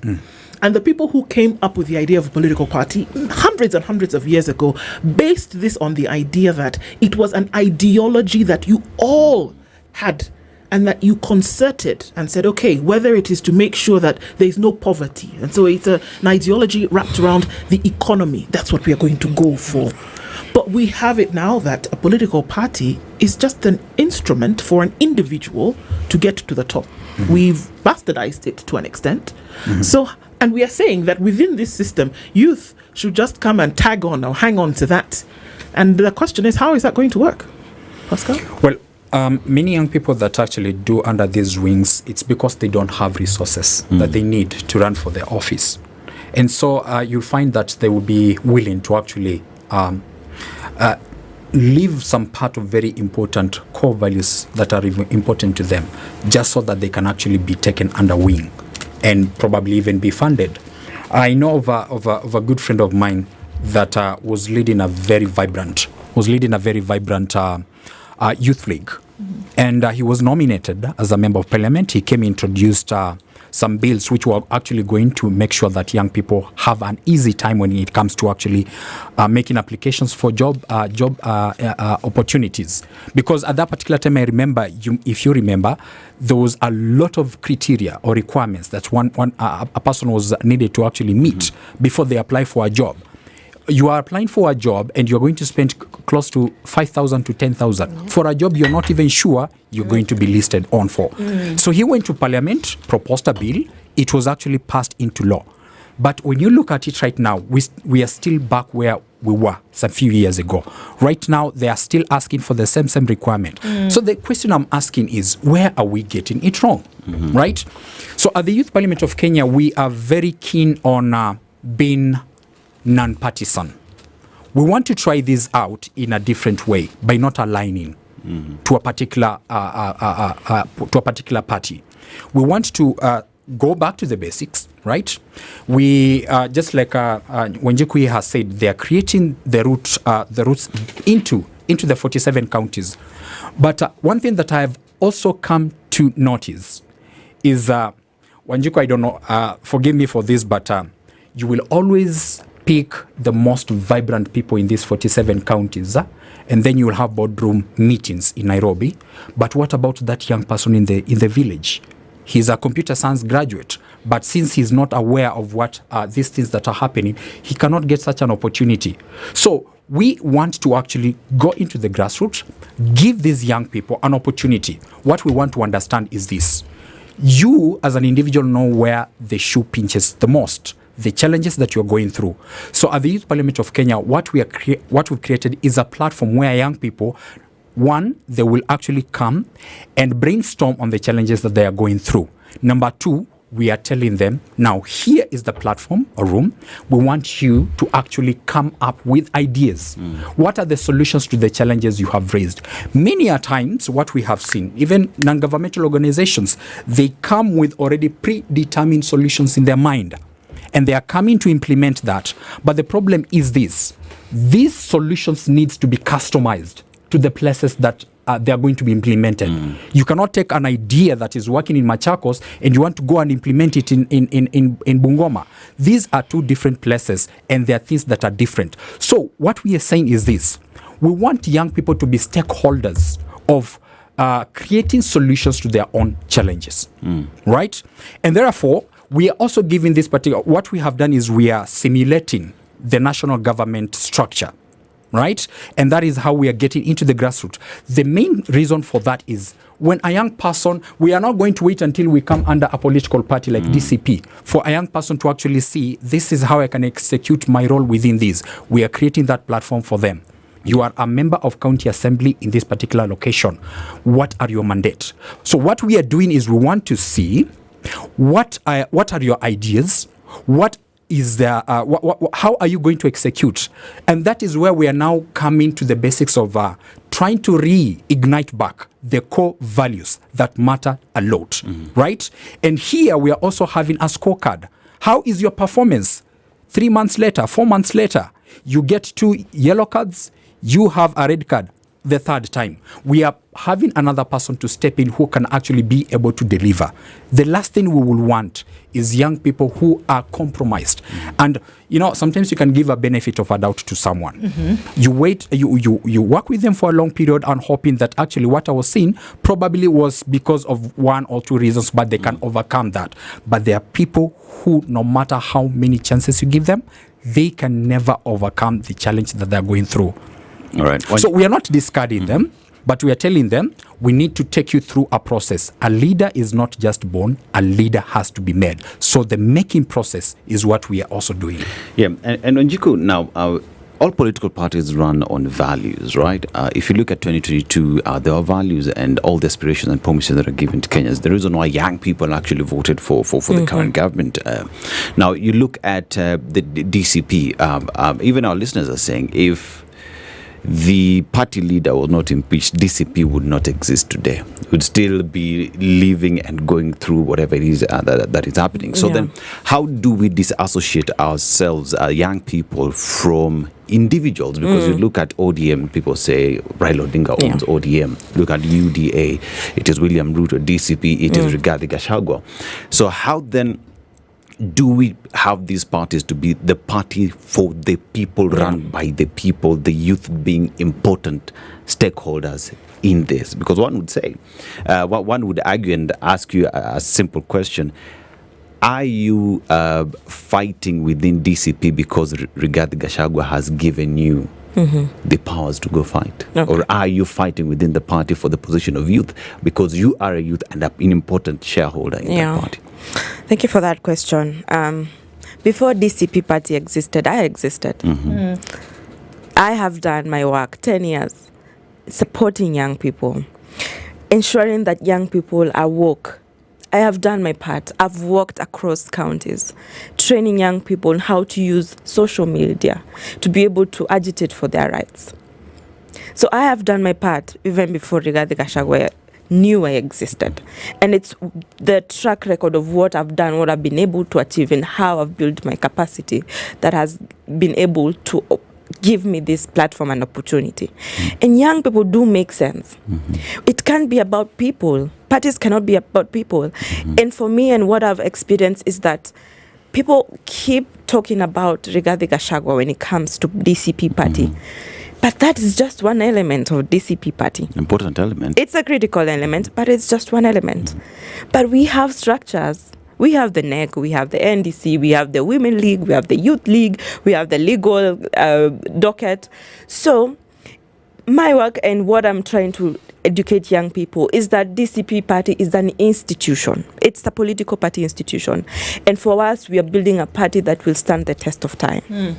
Because we've seen, and what we've said here in our conversation, it's always been about people. But now we want to build, because our party is rooted in participatory democracy. And what I want to tell you is that sisi ni watu wa kusikiza ground. So even our political manifesto for the young people will be built by young people, what their voices in Mashinani are saying. Because that's the only way. It reaches a time when we must honestly do the work. So it has reached a time that 2027, we must do the work. We must address what's happening with the young people. We have to take care of the young people. And young people are not incapacitated. It's just that system has always been rigged against them. And I know the UDA regime promised to take care of these issues, and it has failed. Okay, so what issues are these? When we talk about, participatory governance, we talk about citizen-centered governance. What is it that we want? My dad used to say that in order for you to know where you're going, you need to, in order for you to achieve something, you need to know the reason why. Or you need to at least know where you're going with something. What's the reason? What are the things that we say that because now we are participating and we are, having conversations with those who are in leadership, for what? What is it that we want to achieve? Because that could then also, if you know the why, then the what then makes sense. But why? What for? I think... Okay, the most important thing is this, that we need to know. Many young people are coming up and offering themselves to lead the rest of them, of the young people. I'm going to stop you, Pascal. Sure. Because my question is, for what? do we want a better Kenya? Do we want corruption to I was getting stop? there. I was getting there. No, I want for Okay. So it only takes a leader who has carried a burden for the rest of the young people. And the statement that I said is that show young people that you care for them and you don't need to tell them follow me. They will follow you. Okay. So carry it as a burden. And sometimes that is really difficult because for most people, it is an interest that they are in for. And so that interest will always get in the way of them to be actually real leaders that cause an impact. So for us, it is about having a burden. Honestly, what has been happening in the last few weeks, when I just listen to what is going on, I shed a tear. I mean, I'm that kind of a person that I think I have a shell, like a tortoise. But unfortunately, I have come to succumb to what I'm seeing. It's really sad. So if it comes to a point where it breaks you as a person to say, I really need to see change. So our young people is our focus. There is no platform for them. And even when that platform is created and they say, come, they are being invited on the table, that table becomes a place where other interests are tabled and not exactly what they're supposed to bring there. So for us, we are saying, we are creating our own table, right? Come, let us deliberate. Let us come up with what we want to achieve and let us work on them. So as just like I mentioned earlier on, the process of making of a leader and the way we actually brought on the advisory committee, I can just mention one or two examples. We are looking at this particular area of policy and good governance, leadership policy and good governance. We looked around and we say, who can actually be able to fill in that particular shoe as an advisory member so that young people can actually be shaped to become the leaders that we want. We went for Professor PLO Lumumba and we have had a conversation. It was 7 minutes into the conversation. He said, speak no more. I know where you guys are coming from, where you're going. I am in. I will work with you. You know what the kind of energy that he carries. I'm looking at these young people that we have given opportunities across the country. We are forming a conferences or summits and they're coming and they're being given some talks with the caliber of PLO Lumumba. This is going back to the basics to now actually make you understand what is it that you are built from. Okay. I will want to answer you. Yes. What for? Yeah. And the dream is to implement the constitution fully. Is that devolution works and that funding goes to the county promptly, not as it's usually delayed. Is to have separation of powers and to have institutional independence. Is to implement the 2/3 gender rule. Is to ensure social and economic rights are really held to. Is to ensure that freedom of political rights, of worship, of anything that as a young Kenyan you want. That's what we want. And that's the dream. And I know that's the dream of young Kenyans. And that's the dream for the DCP party. We must ensure that we have to achieve that dream so that Kenya can move forward. We became a middle income country. And I feel that we are taking a lot of steps backward. And we can't afford to do that. The median age right now for young people is 19 years. So many young people are hopeless. Where I come from, I have about 3 young people who commit suicide monthly. It is a reality, and that is because they are hopeless. We have young people who are always thinking about migrating and taking their skills elsewhere.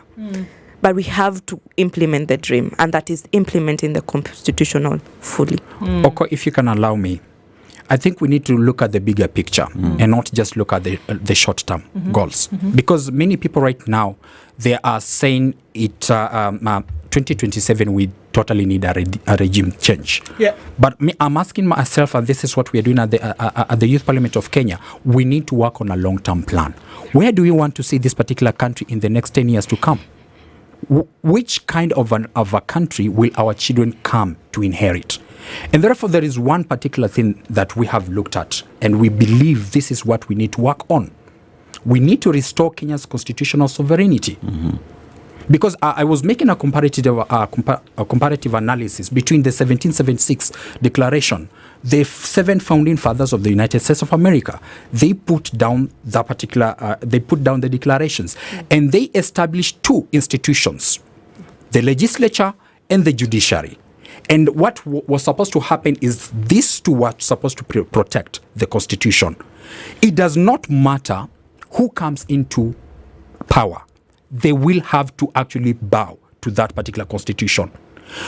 We have an amazing 2010 Constitution when you look at it, when you read it. But now the problem has been there are referendums that come up which are meant to create loopholes for some specific things for people to benefit on that. We need to work on, we need to make sure that, I like what the Gen Z did in 2024 finance bill. They actually did read, walichambua your finance bill ndani nje. Then what did they do? They decided now we need to translate into the dialects.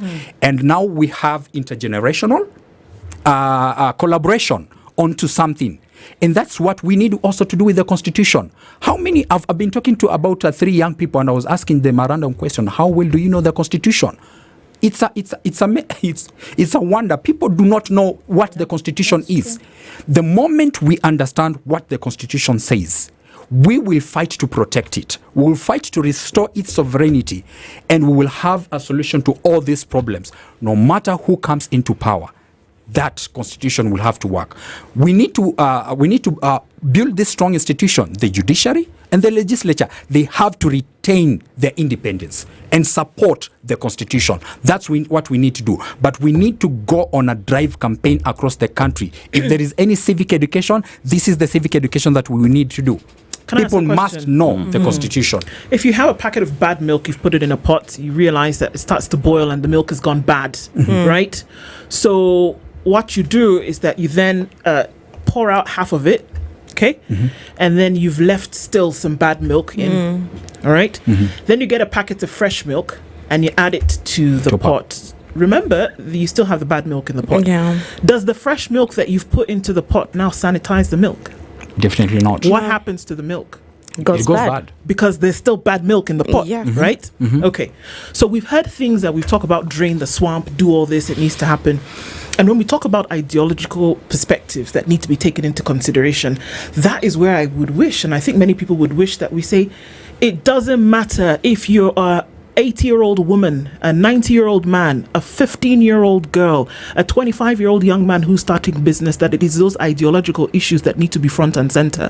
What we are saying is that the majority of the people who are then coming into the fray later need to plug into those. And that brings me back, that are the issues that matter front and center of this drive for more people, more youth to be part of the agenda? Are the issues front and center, or do we have people who just want to be like everybody else? You bring fresh milk, you add it to the pot, it still remains the same.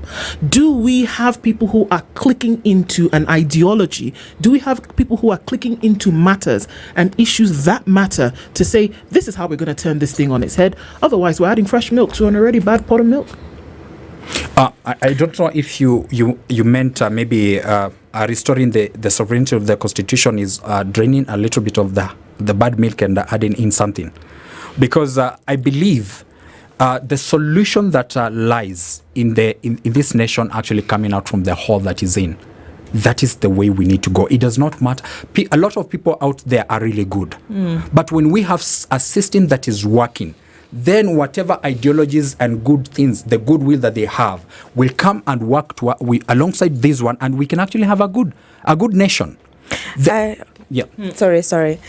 You know, I've worked in this space for a while, and there are times you feel like, are we making good progress? And I remember speaking to my foresight skills lecturer, and she told me this: when change is gradual.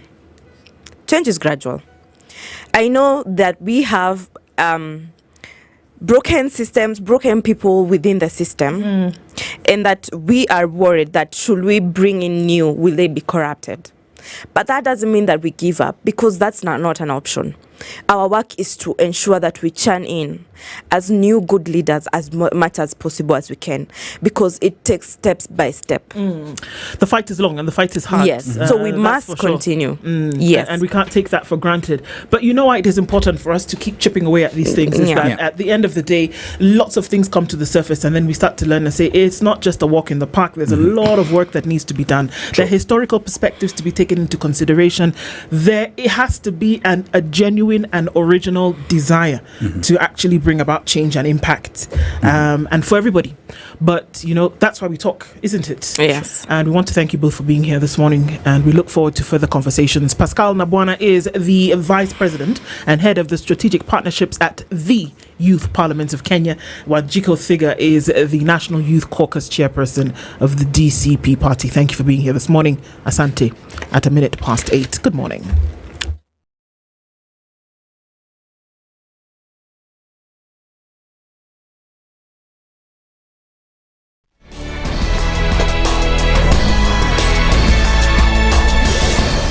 Good morning, this is the Newswire. I'm Edwin Lisamira.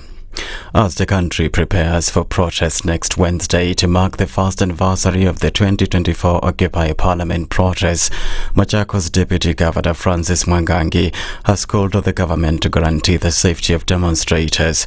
He's warned politicians against hiring goons to disrupt the commemorative event and urged protesters to remain peaceful. Maandamano ya kikatiba. Ikiwa ni ya kikatiba, tuifanye kuwa ya amani. Hata tukitokea wengi aje tukuwe na amani. Lakini ile shida iliyoko na wananchi hawaelezwi.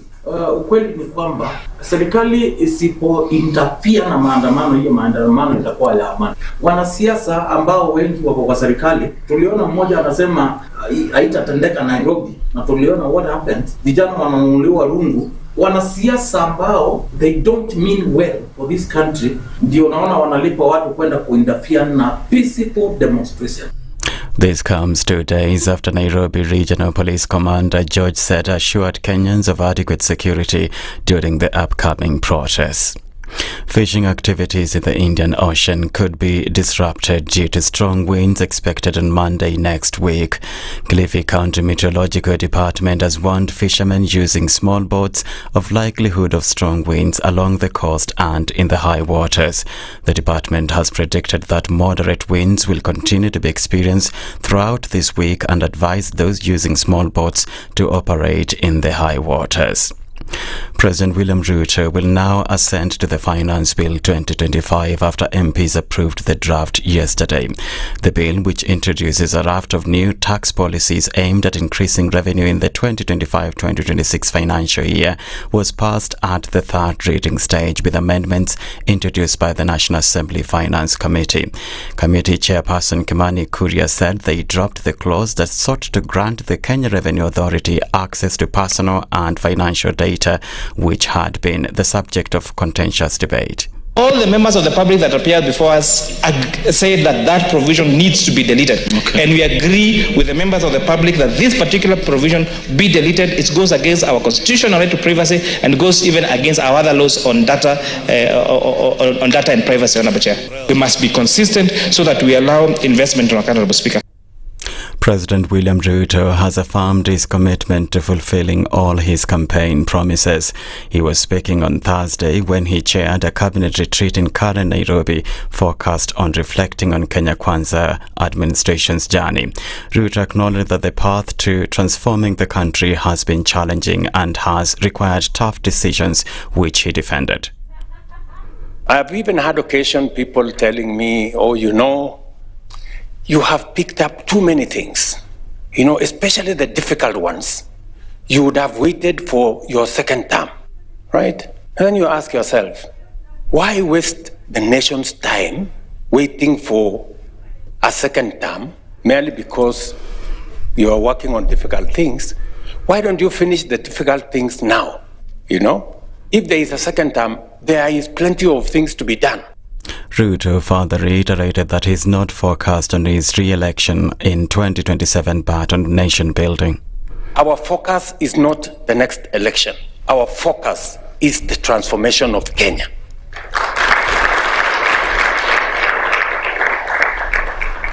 Let me repeat it. We must do what we must do, as so long as it is in the exercise of transforming our nation.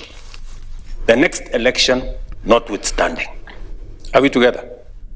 As Israel and Iran continue to attack each other a week after Israel bombed Iran's nuclear facilities, President Vladimir Putin of Russia and his Chinese counterpart Xi Jinping have called for de-escalation. Speaking to reporters after the two leaders spoke during a call, a Kremlin aide said they strongly condemn Israel's actions, which violate the UN Charter and other norms of international law. The aide said both leaders fundamentally believe that there is no military solution to the current situation and issues related to Iran's nuclear program, and a solution must be achieved exclusively through political and diplomatic means. This even comes as Donald Trump weighs the US involvement in the conflict, with Russia having warned of catastrophe should the US join Israel's bombardment.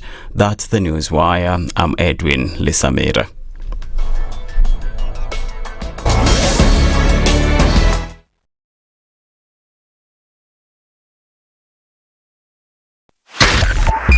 .5 Spice FM, Kisumu.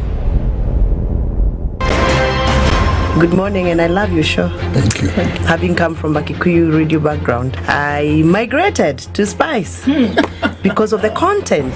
I was born in a slum, but somehow I got a break in life. So sometimes when you see the sweating coming out because of the passion and whatever it is, behind the noise, there are people, and we share the same umbilical cord. It shouldn't be like that. I am so disappointed. We used to tell Honorable Raila Amolo Odinga that he's doing politics of conmanship, and even President Uhuru Kenyatta, serikali hii ndio iko na conmanship ya hali ya juu. You cannot promise people that you reduce tax, then you double. In politics, there is the issue of trust. For you to turn around and then stab the same people who gave you that trust, there is no other level of dishonesty. Imabo, utaona dunia tu. The Situation Room, Kenya's biggest conversation. In this country, 6 families and 8,000 Kenyans control 90% of the GDP. We are not a country. We are a plantation. We work for Ruto. When you're telling the judges court orders are papers or they will not obey court orders, they're sitting and you're seeking orders from them. So how are they supposed to interpret it? Isn't it an oxymoron? With the people, if you are not shameful to do what you are doing, why should we protect you? I'm human. Everybody's human. So when you're told, kuja tuongee, I mean, you'd be a fool to say, staki kuongea today. Conversations have to be had, you know? People in leadership should only go into leadership if they are ready and willing to change the lot of the people. The Situation Room, Kenya's biggest conversation. Traffic.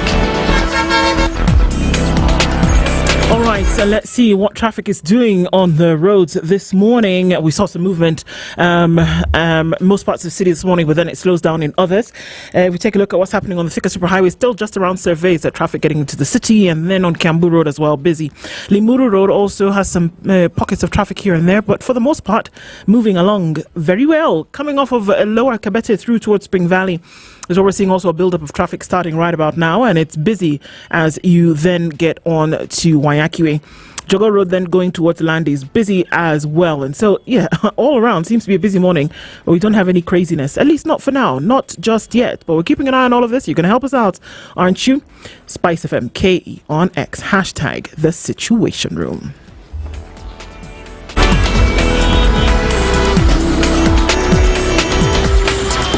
Mature, intelligent talk every morning. Spice up yourself.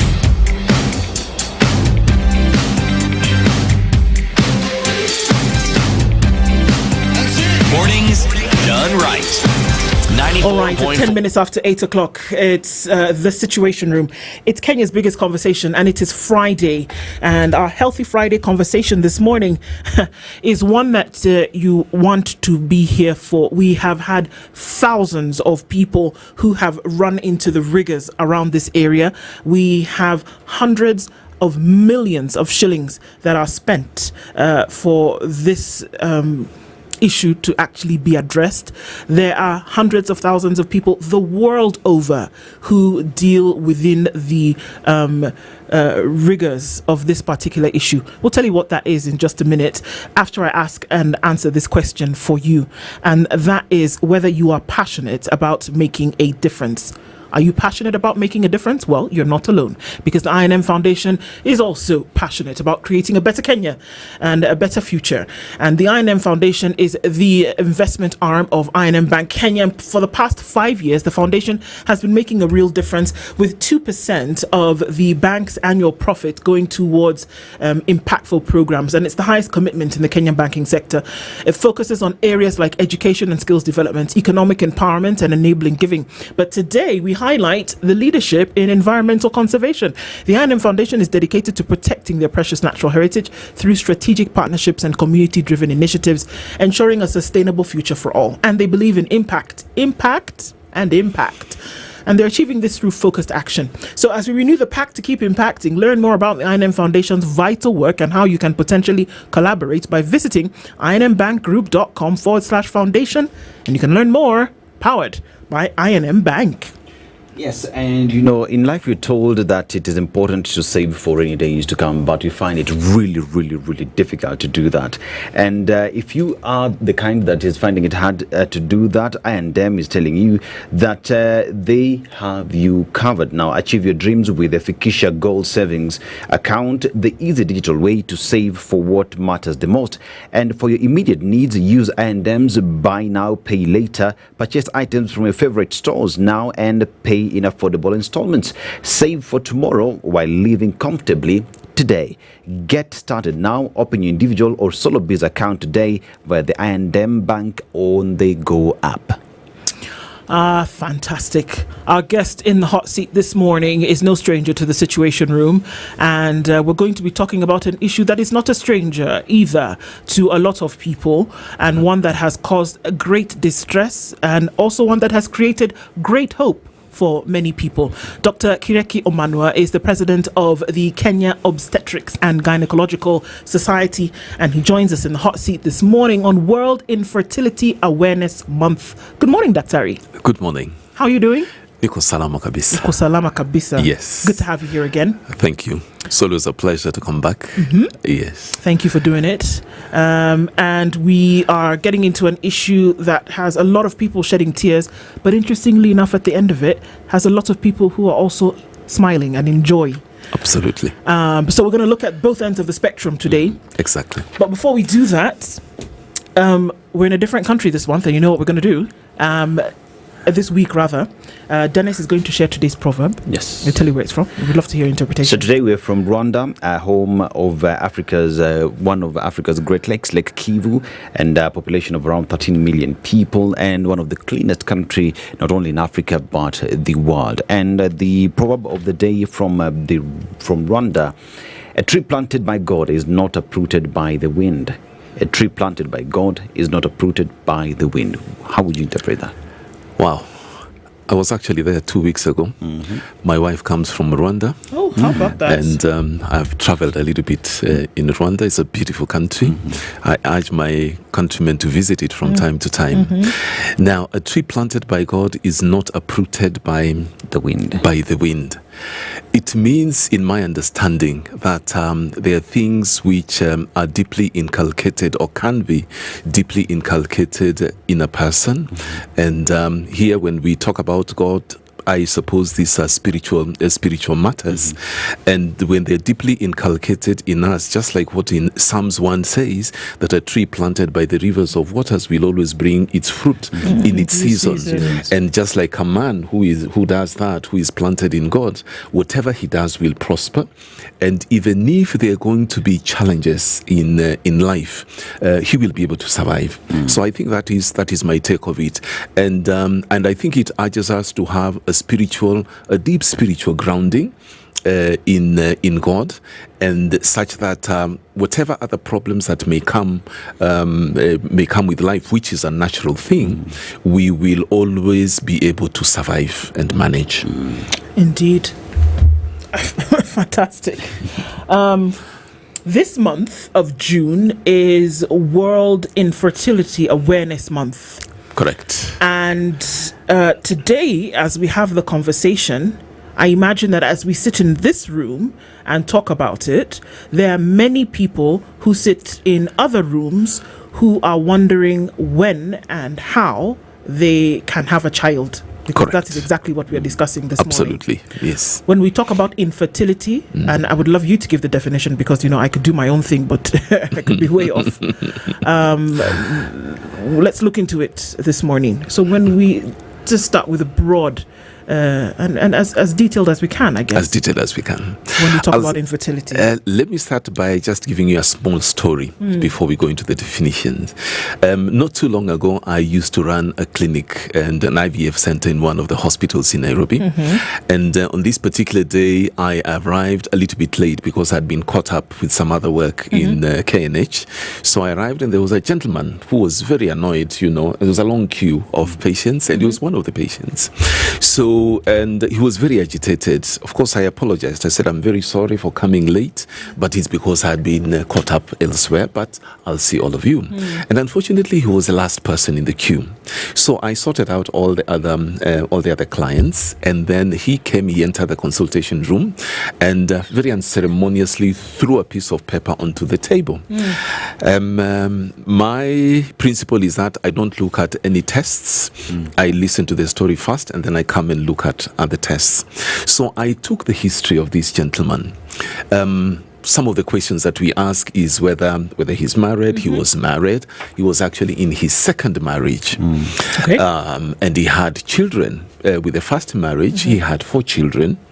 With the second marriage, the second wife came with a baby, but she was expecting 6 months.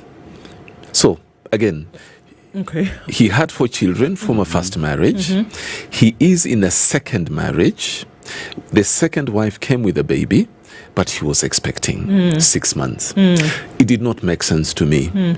So in my mind, I'm asking myself, so why did you come to see a fertility specialist? So anyway, I put that in the parking lot and we went through all the other questions, and then I asked, how can I help you? And then he pointed at the piece of paper, which I took. I looked at it. These were the results of a sperm test, a sperm analysis. And he had no sperms at all. He had what we call azoospermia, no sperms. So I asked, if you have children and your second wife is expectant, why did you go and do a sperm test? He said, I used to be in a relationship very many years ago. And when they broke up, this lady told me that I was infertile. So I decided to go and do a test on my own, which came back as being negative, meaning no sperms at all. So I explained to him, I said, probably there could have been a problem with the lab and so on and so forth. So why don't you do another test, a fresh test? Very diligently, he did a test. And the following Monday, I used to have that clinic on Mondays. The following Monday, he was there. And the test showed the same thing. Okay. He had azoospermia. No sperm at all. So let us try and find out where the problem is. Now, remember, he has 4 children from a first marriage. His second wife is expectant, 6 months. So, in essence... And she came with a baby. And she came with a baby. So, his babies, quote unquote, are how many? 5. Aligongewa mara ngapi? Mara 5. Oh, okay. Especially if he's got azoospermia, okay. He has azoospermia. Yeah. But he has 4 children from somebody else, another wife, and his second wife is expectant, 6 months. So I sent him for some tests, some blood tests, and another to do what we call a scrotal scan to look at the testicles and so on. So the results come back. The testicles were tiny, what we call hypoplastic, meaning they are smaller than they are supposed to be, and probably not productive. However, the blood test results, when they came back, because we checked hormone levels, 2 or 3 of his hormone levels were very high. what did that mean? It meant basically that this guy was not producing sperm from a long time ago. So I explained to him, and I told me, most probably your problem is here, is hormone levels, and that is why you don't have sperm.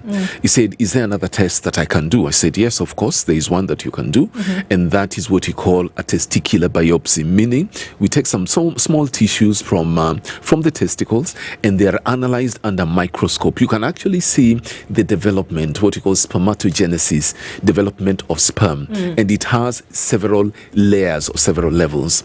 And what the results showed was that this guy had never produced sperm at all. So an watoto one from somebody else, and the present wife is expectant 6 months. So aligongewa mara tano. For sure. So so we had come to the end of the road in terms of diagnosis. And of course, I knew where the problem was, and I explained it to him. And then he asked me, so whose are these children? I said, well, I can't answer that question. And are there some other extra tests that we can do? I said, actually, we've come to the end of the road. So I could see his dilemma. And I tried to sort of soften the blow by saying, there are two types of fatherhood. The first one is you are the genetic father. You give the biological material. And then there's the social father, the one who takes care of these children after they are born. It is good, or it would be good, if you are both the genetic and the social father, because then, you sort of, this is a 360 sort of care. But in this case, you are the social father, because these children only know you are the one who's been taking care of them, paying their school fees, feeding them, etc. I could see he was very, very troubled, and I asked whether I could organize for some therapy for him, counseling, and he said yes, he wanted to talk to somebody. I did organize for counseling for him, but unfortunately I never saw him again. I don't know what happened to him. He could be out there, hopefully. So he represents a number of people. And when we talk about, for the longest time, when we looked at issues of infertility, correct, that usually this landed at the doorstep of women. Absolutely. And why was that at that time? Actually, it is still the same even now. It has not changed. And the reason is that women are the ones who manifest what has been happening behind doors. So if after getting married, and in most weddings where you attend, you say, we wish you to have children, and your parents tell you, we want to have grandchildren as soon as possible, get on to it, and we want to be called grandparents. So if it doesn't happen and the woman does not show a bulging abdomen, then the problem is hers. Yes. So that is why the brunt of the issue of the problem of infertility is actually apportioned to women, whereas actually statistics show something completely different. Infertility affects men slightly more than women. About 40% of the issues of infertility are actually caused by men, or a male factor as we call it. About 35% are women, or female factor. About 10-15% are both. And then we have a small percentage where it is quote unquote unknown. What does that mean? It means that we have done the basic tests and we still can't find a reason why this couple is not having a baby. So the larger percentage, is with? Is with us men. It's with men. Okay. But you see, men, we say mbele iko sawa. Yeah. So long as you are able to to come to attention, as it were, then you are okay. You assume you're fine. We assume you're fine. And then the other myth, which is very wrong, is that we think that as a man, as long as you can be able to ejaculate, then you are fine. But that is not true. You can ejaculate and still be not fine. So, with all these information that you've just packed in, one would just ask this simple question: what are the causes? Thank you. The causes can be both male or female. But before we even go there, let me start by defining what you had asked me to define right at the beginning. What is infertility? There is what we call primary infertility and secondary infertility. When you talk about primary infertility, we talk about a couple who are in a relationship, and this is a lady and a gentleman who are in a relationship, who have intercourse 2 to 3 times a week, and a year has passed and there is no conception. Okay. Now, secondary infertility is where, yes, again, the same... Unprotected, yes, okay. unprotected. Yeah. And in secondary infertility, of course, the same principles apply. You are is a couple, a heterosexual couple in a relationship, having intercourse 2 to 3 times a week, and but they have had a conception in the past, or they have a baby or babies. Now they're trying to have another baby, and it hasn't happened. And the caveat here is that the woman is not breastfeeding, because breastfeeding can actually act like contraception if it is regular. However, there is a caveat to the primary and the secondary infertility as well, where the age of the patient, of the lady especially, when it is a lady who is 35 years or more, we shorten that time of 1 year to 6 months. So if it's a patient who is 36, for example, and she is in a relationship and 6 months nothing has happened and everything is deemed to be okay, then we can actually consider that to be a reason for them to start the process of trying to find out what the cause of infertility is, and then from there, of course, to treat the cause or the causes. Okay. Talking about the causes of infertility, let me start with ladies first. Age is one of the biggest factors. And what age are we talking about? We are talking about 35 years or more. And why is age a factor? It is a factor because ladies are born with a set number of eggs. And this number decreases every time ladies have a period. So if they start having periods around 13, 14 years, and then you're coming at 35, 36, so you've had 20-something years of loss of eggs, as it were. It doesn't mean that this number completely goes to zero.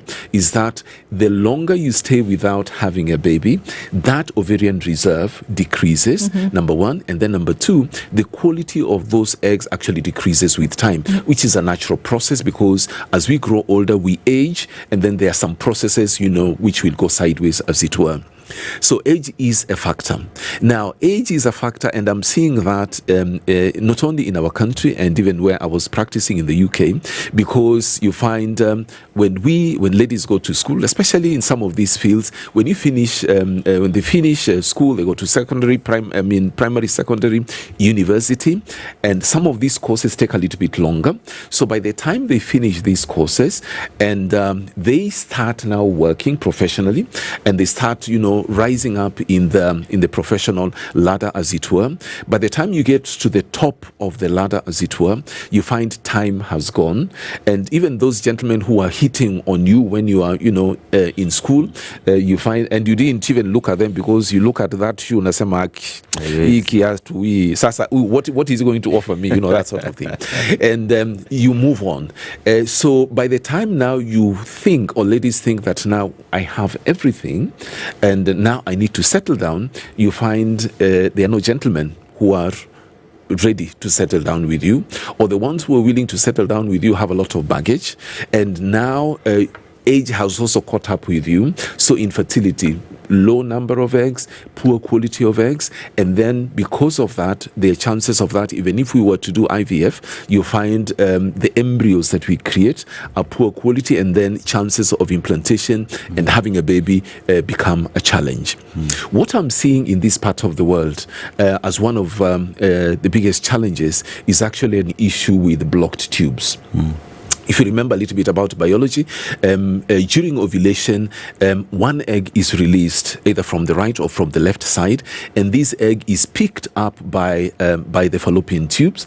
And as it's picked up, it's actually because of movements, what you call peristaltic movement. This egg is pushed into the fallopian tube, and during that ovulation time, when a lady has intercourse, and assuming that everybody is okay with everything is okay with the gentleman releases his sperm around the cervix, and the sperms swim through the cervix and into the womb, and they get directed to which side they're supposed to go to.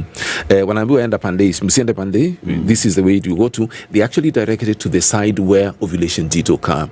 Now they go through that tube and they reach a place where a very particular place. You know, the Bible talks about we are wonderfully and fearfully made. It is actually very true, because the egg and the sperm meet at a particular point in the fallopian tube, and there is a cloud of millions of sperm which swim around that egg, and it's only one sperm which is actually able to penetrate that egg.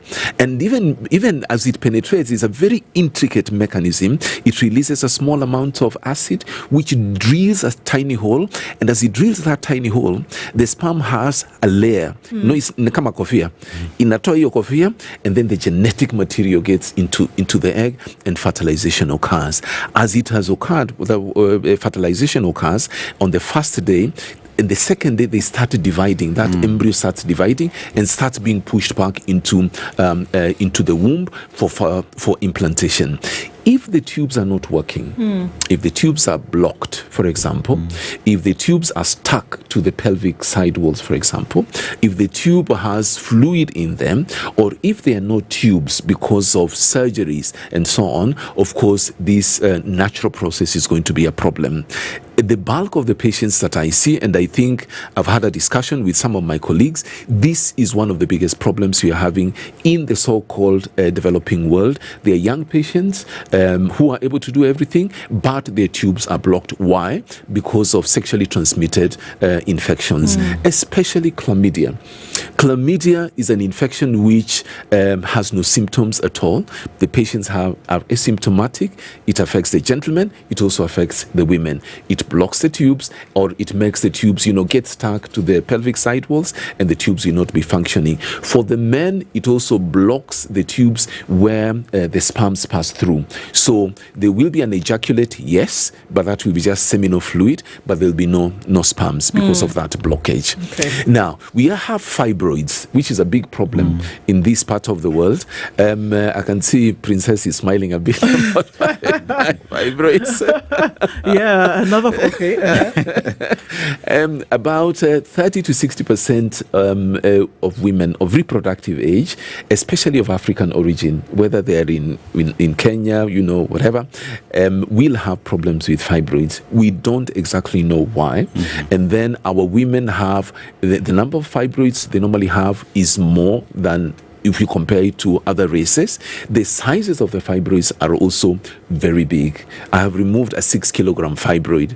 My colleague removed 140 fibroids from a lady, and he managed to preserve the womb. Wow. So fibroids is a challenge. Why is it a challenge? Because number one, it can distort the cavity, and that is where the baby implants.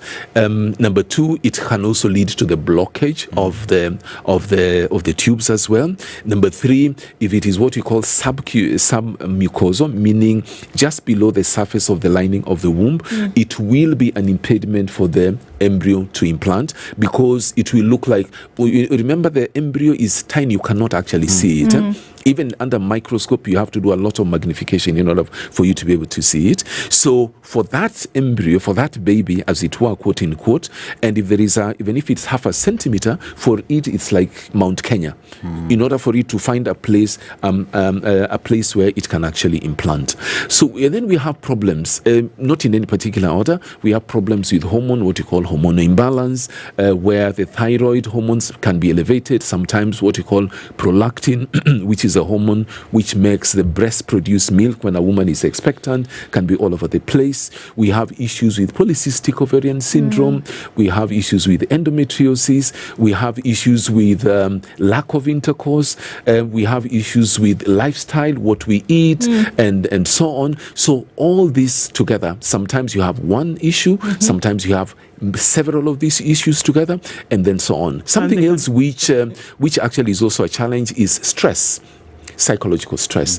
So you find you've been trying for X number of years to have children, and it has not happened, and it is quote unquote unknown, and then you forget about it, and then all of a sudden, you get pregnant, and we see such cases. Then later on, you have 2, you have 3 other children, and so on. But we cannot quantify what amount of stress can actually lead to infertility.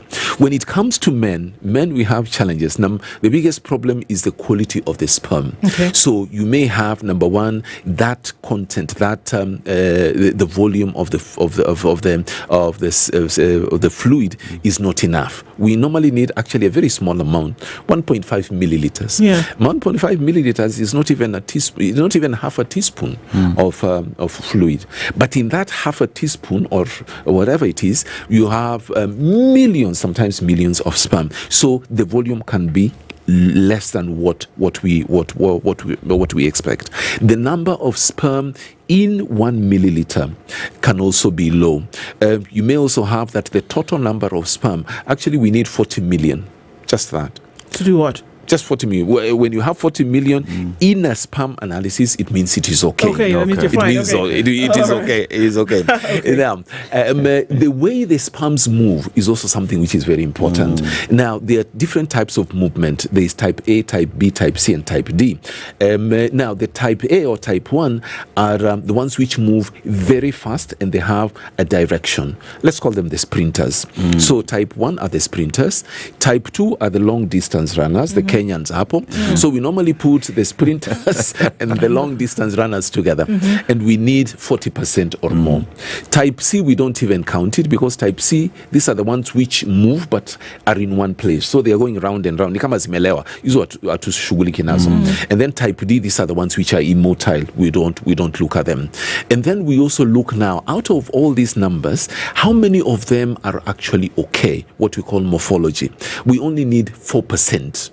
So, for example, if you have 100 million sperms, 10% would be 10 million. So 1% would be 1 million. So 4% would be only 4 million. So out of 100 million, we only need 4 million to be okay. And then we know that the chances of, this couple having a baby is normal. Okay. Now, we also have issues with this sperm not being there, like the case that I mentioned to you, lack of sperm completely. There is what you call necrospermia, where all the sperms are dead.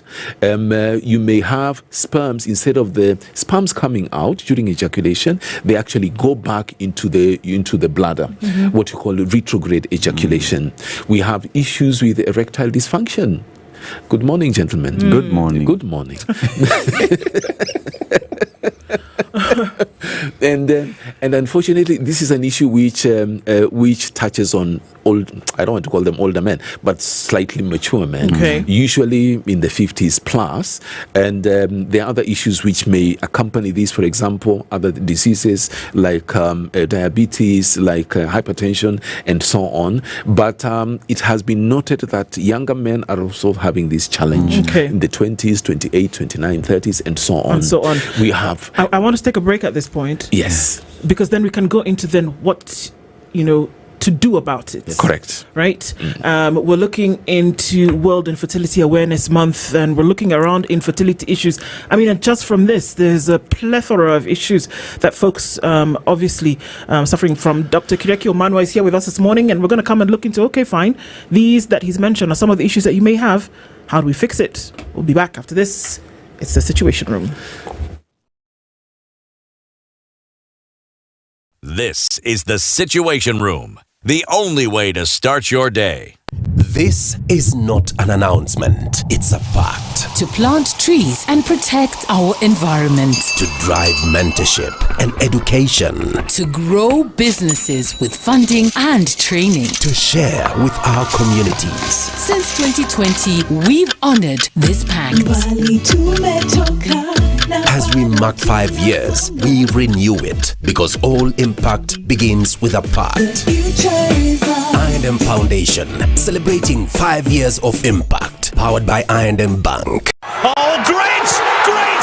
This June, the biggest Club World Cup ever held is here. The 2025 FIFA Club World Cup. Recharge your subscription on your current bouquet for 2 months and get upgraded free to the next higher bouquet for 60 days. A competition across the continent. 30 action-packed days of top-notch football from 32 best club teams from around the world. Recharge your subscription today to never miss a moment of a competition like never before. On the move, download StarTimes On and watch every every goal, every moment, anytime, anywhere. StarTime Sports, beyond passion. StarTime, enjoy digital life.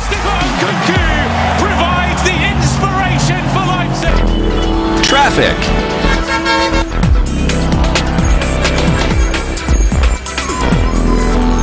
All right, taking a look at what's happening with traffic on the streets this morning. Has not been too much of a tumultuous situation. Just a little bit of that left coming off of the Thika Superhighway as you get into the city. And what was forming on Wayaki Way is now dissipating as you get towards the city.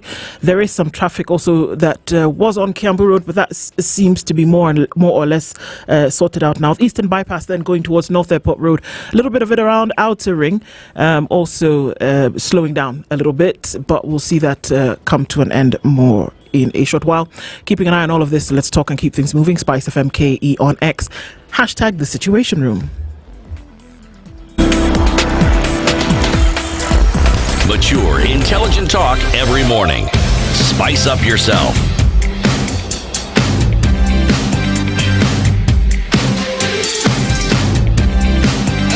Mornings done right.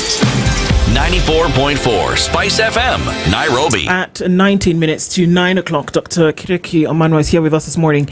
And we're, of course, noting World Infertility Awareness Month, but then also looking at the issues having to do with infertility.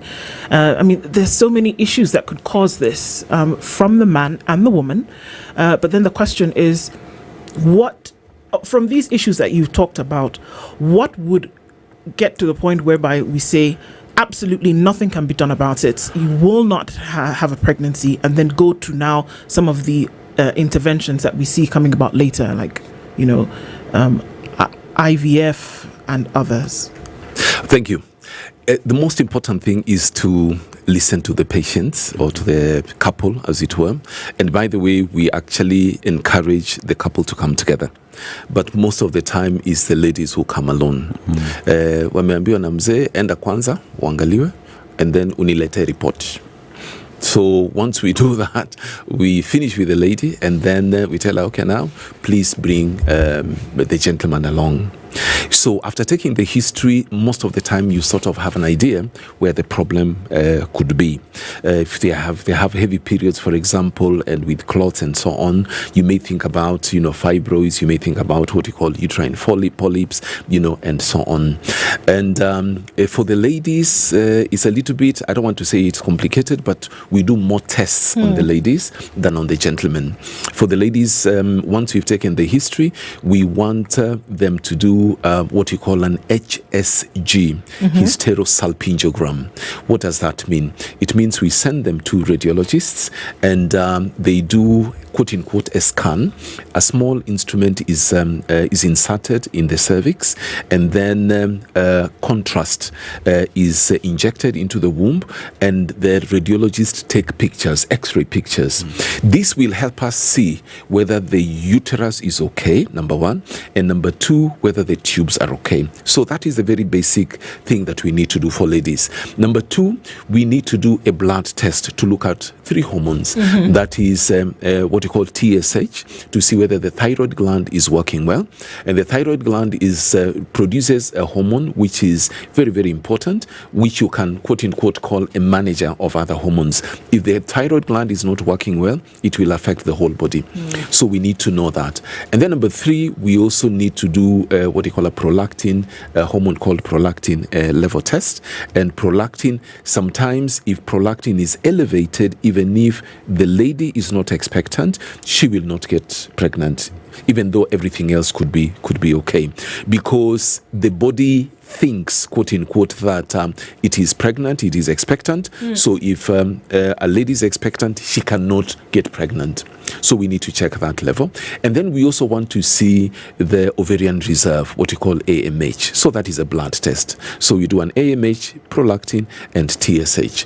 And then we also want to do a transvaginal scan. The role of the transvaginal scan is basically to look at the ovaries, and we actually count what we call antrophoresis follicles. We count the tiny follicles which, were we to start treatment straight away, these are the ones which would grow. So we need to count that, number one. Number two, we also need to look at the womb itself and also look at what we call the lining, if there are any issues there. So we'll have done away with the test for the lady.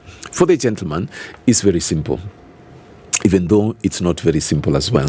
we need them to do a sperm test.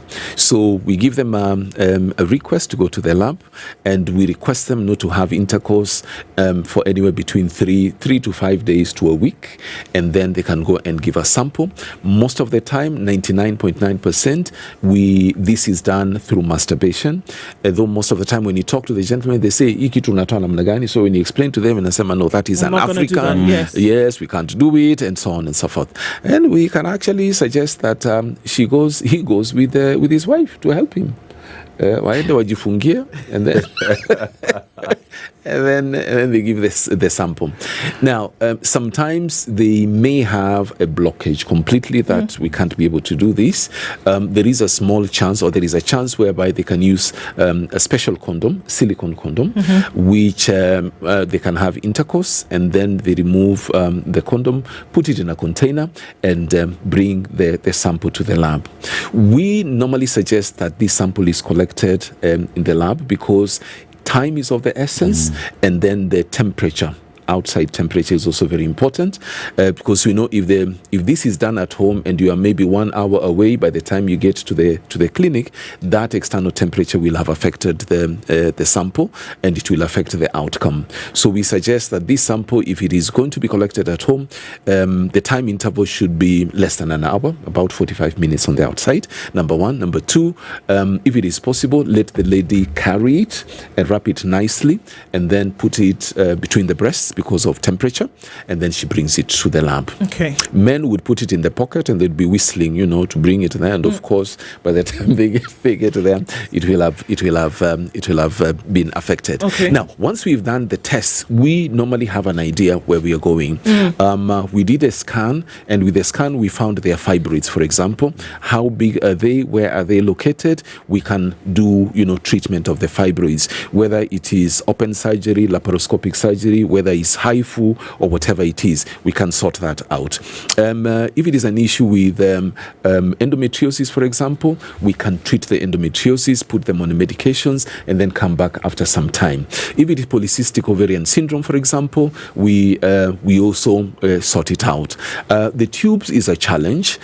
Sometimes we do what is called tuboplasty, trying to open the tubes. It's not a very promising sort of procedure, because most of the time when you do tuboplasty and you open the tubes, there's a healing process which starts after the surgery. The tubes get stuck again. So you'll have actually gone back to zero, as it were.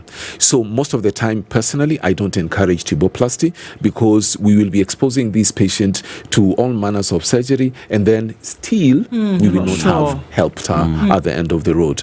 So in such cases, I propose that we think about another way of treatment, of circumventing the issue of tubes. Okay. If it is on the male side, we look at those numbers, we look at the motility, we look at the numbers, we look at the volume, and we normally, if there is an issue with the numbers or the issue with the motility, we normally put them on medications, and usually for anywhere between 2.5 to 3 months, because the normal production cycle of sperm is usually 2.5 to 3 months, and then we recheck. We do a recheck of the sperm test, and if everything is okay, then now we can propose what methods of treatment. And the methods of treatment are actually quite a number.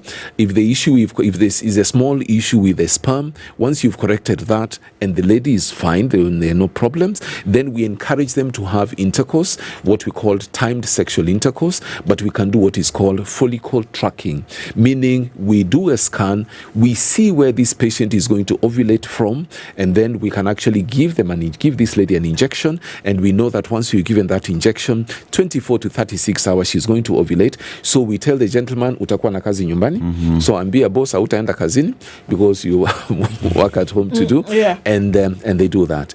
If age is not a factor, we allow them to try it for 3 to even up to 6 months. If it hasn't happened, we can go to the next step, which is called IUI, intrauterine insemination, and where we prepare the lady again, we monitor where she's going to ovulate from, we give her an injection, and then on the day that after 24 to 36 hours, they come together to the clinic, and the man gives a sample, we clean it, and then we inject the sperm into the womb, and then we wish them all the best.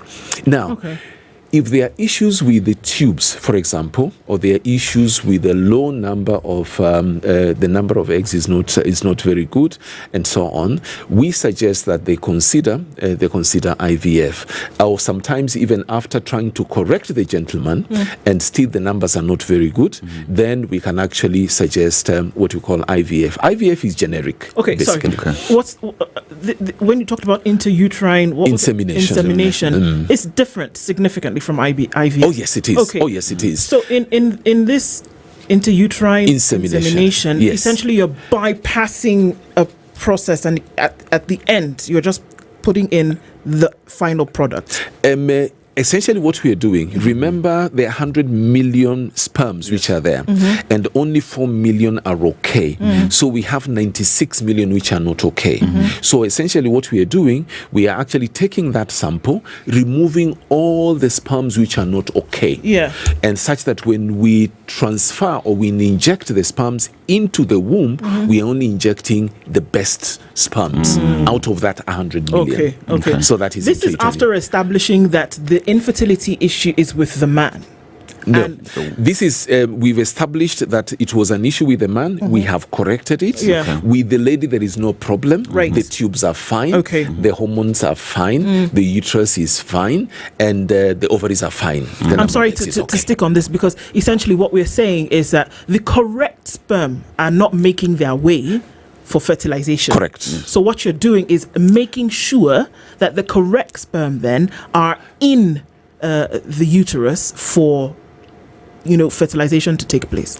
For them to go and get to where they're supposed to get to. Okay, fantastic. Now, what's the difference between that and IVF? Very good. Now, IVF is different, and IVF, well, basically, as I started saying, IVF is generic. We say in vitro fertilization, because remember, naturally, fertilization occurs in the tubes. Now, in vitro, it means this fertilization is going to occur in the lab, in a quote-unquote test tube. Now, again, the difference is that in intrauterine insemination, the lady may produce, usually ladies produce 1 egg. Sometimes you can give them medications, they may produce 2 eggs or 3 eggs, okay? And in IVF, we actually on purpose want her to produce as many eggs as possible. And we do this by giving her injections right from the beginning of the cycle. Day 2, day 1, day 2 of the cycle. And we give her injections for about 10 to 14 days. And as we're giving these injections, we are going to monitor how her ovaries are reacting to these medications, because then they will start producing, follicles. A follicle is what carries an egg, and we want her to produce as many follicles as possible. Sometimes they produce 10, 15, 20, 30, 30 eggs, as it were. Once we've established that the follicles are a good size, we take these patients to theater and collect the eggs. Once we've collected the eggs, on the day of egg collection is when the husband gives a sample as well.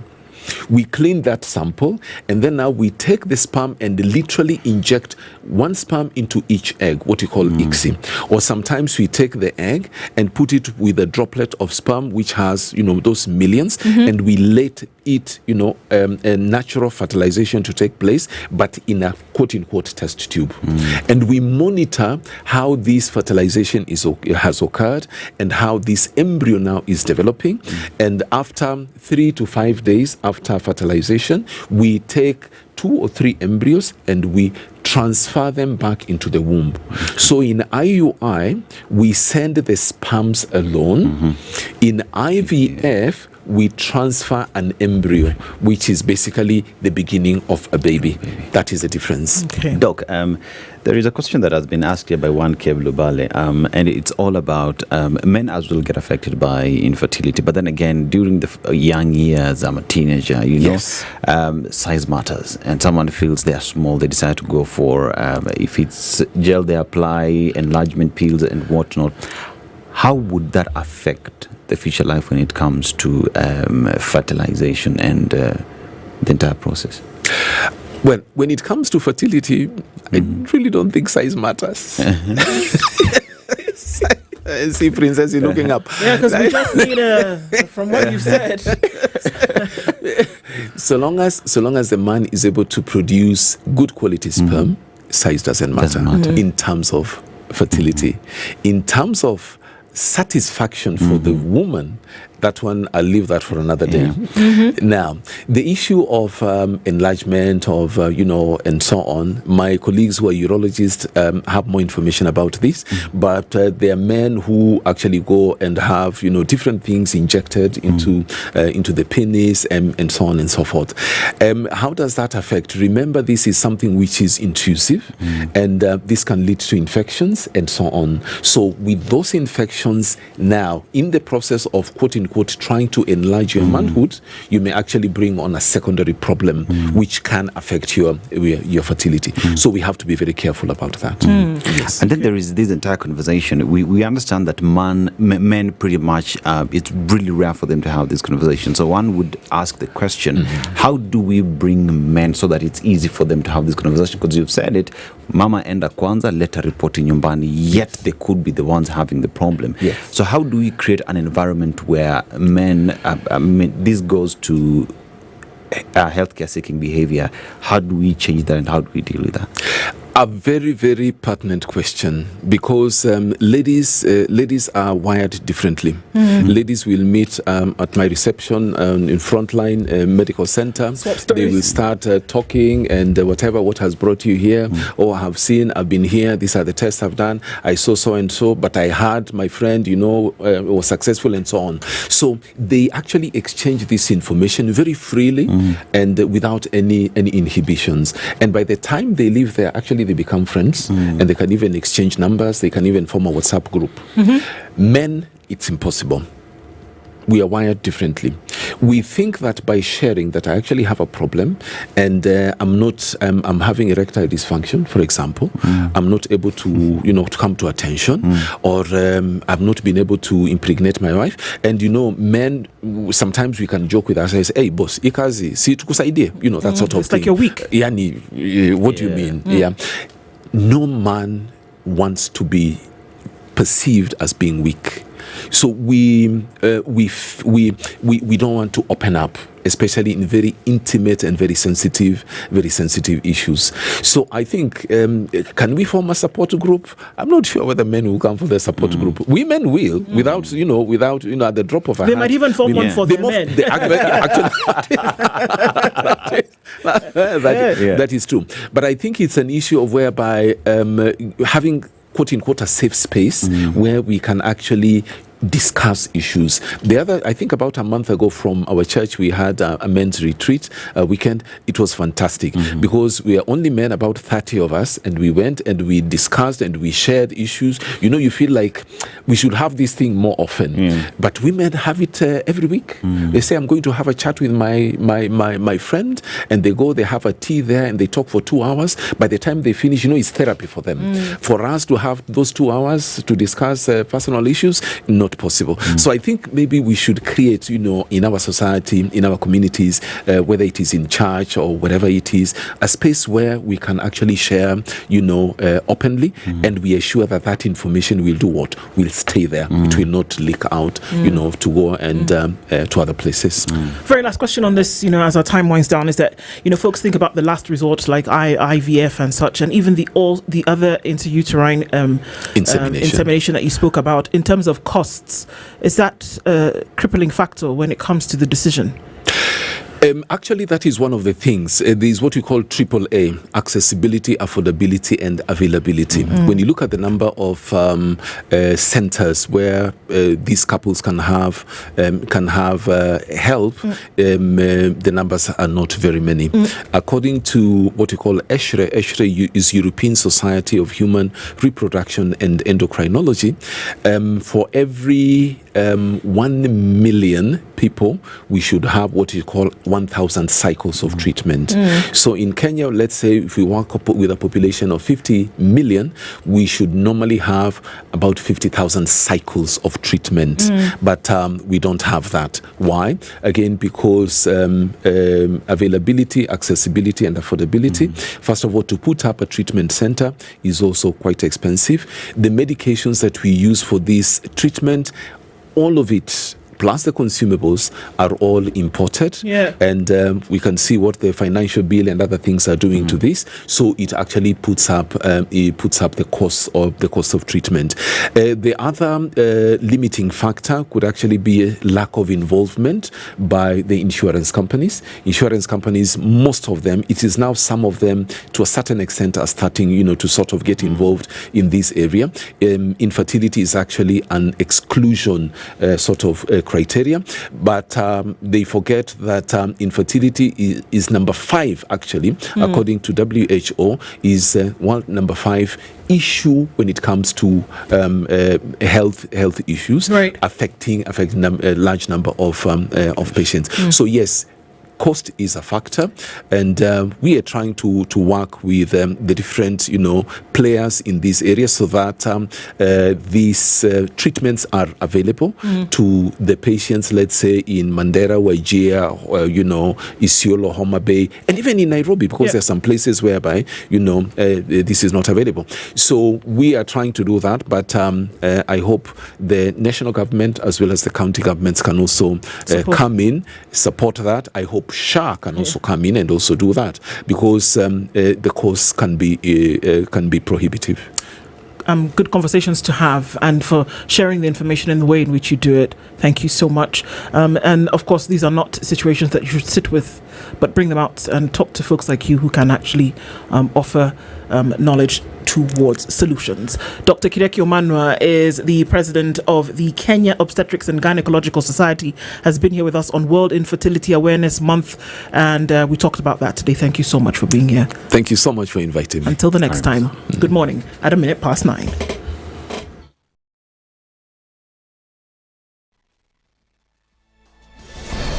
Good morning, this is the Newswire. I'm Edwin Lisamira. Former Interior CS Fred Matiang'i has called on young people to register as voters ahead of the 2027 general elections. He was addressing young people who'd gathered at the Jomo Kenyatta International Airport to receive him when he returned from the US last night. Matiang'i, who's declared his intention to vie for president, pleaded with Gen Zs to fully participate in the next general elections. Let us all now, both hands, come together, focus on solutions to the problem we face. Not solutions. Let's focus on solutions. Tujipange, waambie watu wetu tafadhali Gen Z. We can do as much as we want, but if we are not registering and preparing to vote, we have not succeeded. So the drive is to register, we vote, we prepare ourselves to participate effectively and in a quality manner in the forthcoming electoral process. Reports from Marsabit County say a member of the National Police Reserve was shot and killed by a gunman on Wednesday morning as the county continues to grapple with insecurity. Wako Abdullah Duba and his colleague who survived the attack were ambushed by the gunmen in Walda Sololo area. Police are still working to establish the motive behind the attack. The police said the attackers did not steal anything from the deceased, noting that his rifle was left on his body. Police have launched a manhunt after a constable attached to the Special Police Intercept and Verification Unit was shot dead on Tuesday evening during a routine motorcycle inspection in Thika town. The officer was part of a 4-man patrol at the Cravers area in Thika West Sub-County when they stopped a motorcyclist whose bike lacked the unique registration code used to identify licensed border operators in the town. Eyewitnesses said an argument broke out between the officers and the rider after one of the officers removed the motorcycle's ignition key. The rider, who overpowered the officer, drew a pistol and shot him in the throat. Other officers took cover and could not return fire as the suspect fled. Ex-Nyamira County councillors from Borabu constituency have called for an end to the leadership wrangles that gripped the devolved unit following the oust of the former County Assembly Speaker Ndu Okoh last September. It comes 2 days after Thaddeus Nyabaro took over as the new Speaker. The elders have called on Governor Amos Nyaribo to work closely with other leaders for the sake of development. Kwa nini wawache kufanya maneno ya maendeleo? Nyamira is a progressive district. Ina watu ambao wana elimu, lakini tukitegemea maneno ya kupigana hatutaendelea. Kwa hivyo tunahitaji amani pamoja na umoja katika kaunti yetu ya Nyamira ili kwamba tuwe na maendeleo. Viongozi wanapigana ama wana test hicha hata power. Kila mtu anataka kuonekana yeye ndiye anaelewa mambo kuliko mwingine. Hiyo haitatupeleka pahali. Kaunti zingine watu wanakaa wanaelewana, wanaongea maendeleo. As the country prepares for protests next Wednesday to mark the first anniversary of the 2024 Occupy Parliament protests, Machakos Deputy Governor Francis Mungai has called on the government to guarantee the safety of demonstrators. He's warned politicians against hiring goons to disrupt the commemorative event and urged protesters to remain peaceful. Maandamano ya kikatiba. Ikiwa ni ya kikatiba, tuifanye kuwa ya amani. Hata tukitokea wengi aje tukuwe na amani. Lakini ile shida iliyoko na wananchi hawaelezwi. Ukweli ni kwamba serikali isipo interfere na maandamano, hiyo maandamano itakuwa ya amani. Wanasiasa ambao wengi wako kwa serikali, tuliona mmoja anasema haitatendeka Nairobi, na tuliona what happens. Vijana wananunuliwa rungu. Wanasiasa ambao they don't mean well for this country ndio naona wanalipa watu kwenda kuinterfere na peaceful demonstration. This comes 2 days after Nairobi Regional Police Commander George Seda assured Kenyans of adequate security during the upcoming protests. A Chinese PhD student named by police as one of the most prolific predators in the UK has been sentenced to life with a minimum term of 24 years. Zhen Haozhu, a Chinese national, dragged and raped 3 women in London and another 7 in China between September 2019 and May 2023. 3 of the 10 victims have been identified, prosecutors say, but Metropolitan Police detectives fear he could have targeted dozens more and have appealed for potential victims to contact them. That's the Newswire. I'm Edwin Lisamira.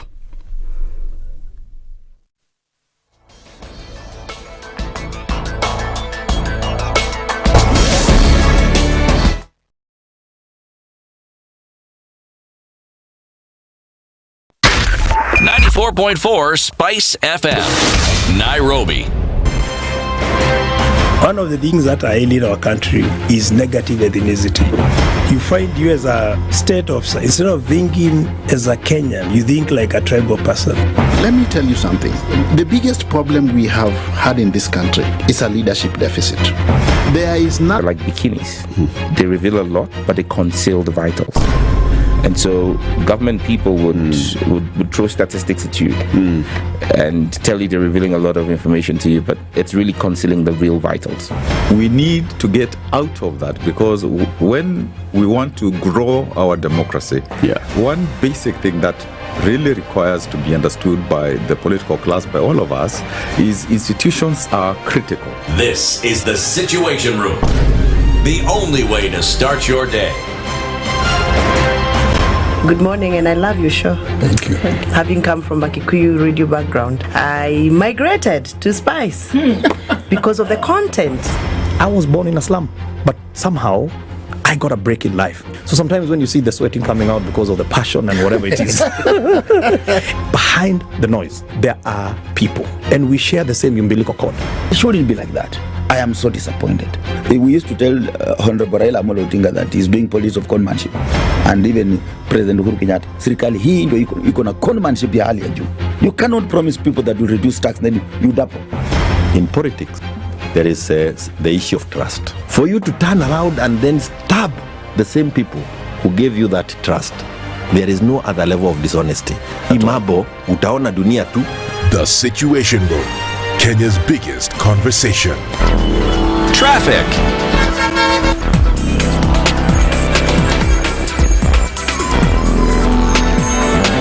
All right, so Friday hasn't been too crazy a day in terms of traffic. Let's take a look at what's happening right about now as you get into the city. There is some traffic still left coming off of the Eastern Bypass as you go through towards that Cabanas interchange. And it looks a little bit busy as you get onto Outer Ring and also out into the direction of Manyanja Road. So that's going to come off into the city without too much of an issue right about now. Also, still just a little bit of that left on the Thika Superhighway as you come then towards Pangani. And coming out of Westlands, more or less, you're fine with no issues around Waiyaki Way. And then it's also a little bit busy as you come in on Kikuyu Road through towards Naivasha Road. Apart from that, I think we've done very well with traffic this Friday. Not likely to get any crazier than this. But we'll keep talking and see what happens when we come out of it in a short while. SpiceFM KE on X, hashtag The Situation Room.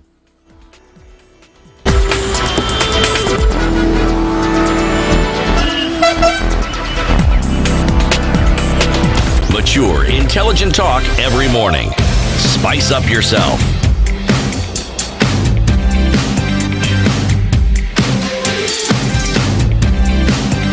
Mornings done right. 94.4 Spice FM, Nairobi. It's Kenya's biggest conversation. Rounding out the week this Friday with a conversation that is, of course, another one necessary to have. And we'll let you know what that is in just a bit. If you're still tuned in on our live streams on Facebook, YouTube, and on X, our audiences on KTN as well, and through radio around the country, indeed around the world. Karibu. And we ask a question. Are you passionate about creating a better future for Kenya? Well, so is I&M Foundation. It's the social investment arm of I&M Bank Kenya. So for the past 5 years, the I&M Foundation has been making a real difference, investing a significant 2% of the bank's annual profit, the highest commitment in the Kenyan banking sector, into impactful programs. So their work focuses on vital areas like education and skills development, economic empowerment, and enabling giving. But today, we want to highlight their leadership in environmental conservation. The I&M Foundation is dedicated to protecting our precious natural heritage through strategic partnerships and community-driven initiatives, and it's ensuring a sustainable future for all. So they believe in impact, and are achieving it through focused action. So, as we renew a pact to keep impacting, learn more about the I&M Foundation's vital work and how you could potentially collaborate by visiting imbankgroup.com/foundation to learn more. Powered by I&M Bank. And these go straight to business owners out there. Are transactions cost cutting into your bottom line? And do you need capital to grow? I&M Bank is powering your hustle with the I&M Solo Biz account. Now, lower your cost with free and bank to M-Pesa and Airtel money transfers. Receive customer payments easily with Lipa na I&M. But there's more. Need to restock? Use Jaza Stock fulfilling a big order. Get LPO financing plus access unsecured business loans of up to 5 million shillings. Now, stop just running your business, start growing it. Open your individual or solo biz account today via I&M Bank on the go app. We're going into refugee advocacy conversation this hour. Kamuzinzi Dio is a refugee youth advocate, and Philip Ogonda is a project officer, advocacy, legal aid and governance pillar, Refugees Consortium of Kenya, and they are both our guests this hour coming into the Situation Room. Kamuzinzi, good morning. Philip, good morning to you as well. Good morning. Good morning. Karibu sana. It's World Refugee Day 2025. That's today. It's today. It's today. And we're talking about solidarity with refugees, community as a superpower, and also then looking into the issues that form pacts when governments actually do take on refugees and what is supposed to happen. So thank you both of you for being here. And even as we welcome you to the show, as you sit in the hot seats of the Situation Room, Dennis is going to share today's proverb. We would like to get your insights or your interpretations of what that proverb is. All right. Yeah, our proverb today comes from Rwanda, a land known as the land of 1,000 hills, you know. And it is also home to mountain gorillas. 50% of the world's population of mountain gorillas in Rwanda, and it is also home to one of Africa's Great Lakes, Lake Kivu, a population of around 13 million people. A lot to be said about the country that is considered to be one of the cleanest, not only in Africa, but the world over. The economy is growing really fast due to decisions and policies put in place by the government. And our proverb today, a tree planted by God is not uprooted by the wind. A tree planted by God is not uprooted by the wind. Maybe I'll just start by saying I'm actually originally from Rwanda. So I'm happy to know that today's proverb comes from there. So with that, a tree planted by God cannot be uprooted by wind. Basically, God is a superior being and He's almighty. So that means there is aspect of power onto that. So definitely something that has the aspect of power and the entirety of God. It's basically strong. Basically, no man can just come and bring about changes that are not really stronger than that. So I feel like it's more or less on power. So something that has its power backed cannot just be messed up by anyone. Indeed. What about you, Philip? I think the game is rigged because he's from Rwanda. We should have given him a Kenyan proverb. But what it means, in my own interpretation, is that first things first, what matters, what God has ordained, everything else comes secondary to it. So that's the starting point, and then everything else now comes secondary to it. Indeed. So I guess going into that, for everything then comes secondary. Going into that, some of the things that we talk about when we're forming nations, and we're not just dealing with the individuals or the communities that are natural to those nations only, and then the refugee issue comes into play. That for years on end, especially after issues of conflict, we then had individuals and communities who had to flee certain areas because of conflict, but not just conflict, who had to flee or had to leave where they're naturally known to because of other things like natural disasters such as famine, such as drought and famine that was just persistent. But the most common issue that we see that brings about the issues of refugees is conflict. And because of that, we have to see the great movement of persons from one place to another. After 1951, just to give a brief history towards this, is when nations, the League of Nations into the United Nations said, you know what, we have to deal with this problem, especially coming after the Second World War, and that there were people who had to move from where they were naturally born because of this conflict. And nations came together and they signed treaties and ratified them by saying that we will be welcoming of these individuals and we will give them status up to a certain place. That is, more or less where we are coming from to the place where we have refugees today. Now, in this region, Ethiopia being the largest taker of refugees, Kenya also being quite one with 2 huge refugee camps, one of which was, semi-closed and such like that. But we do have refugees, and the fight for status has been one that nations have been talking about for a very long time. Bringing us to the place whereby today we recognize World Refugee Day 2025. We'll be talking about some of those themes, but the question is, in terms of status, have we seen things change over time, and have we gotten to the place whereby it is an acceptable matter for us to discuss? We'll start with you, Deal. I'll quickly say that and acknowledge whatever you've said. Currently, we still have the largest crisis in terms of refugee management. One of the largest crises being ID and documentation. So, yes, there has been progress. I won't deny that there has been progress, even from the different agencies who work around that. But then we did, I'll speak for where I work. I work with Youth Voices community, and we did a research back then around a year and about, which was titled Future with Wakimbizi. And we realized that the biggest challenge in Kenya for refugees, one of the biggest challenges, documentation. And the process is still slow. We have refugees who have not gotten their refugee status still. They're still in the process, some even more than a year, more than 2 years. So we can say that there's progress, but there's still a lot that needs to be done in that regard. Yeah, Philip. So we talk about refugees in the country, and there's a lot that goes into that, because now there is a refugee and asylum seeker. What's the difference? Because then again, one would just assume that everyone who's foreign the country and perhaps in the country hiding or running away from something is considered a refugee. But what's the difference between a refugee and an asylum seeker? As well as, let's just look at the laws that do exist to protect the refugees. Yeah.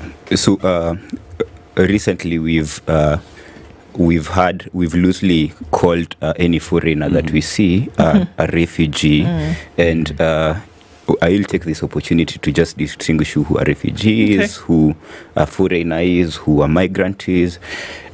So migration is basically just movement from one place to another one. So all these foreigners that we find in Kenya have moved from one place to another.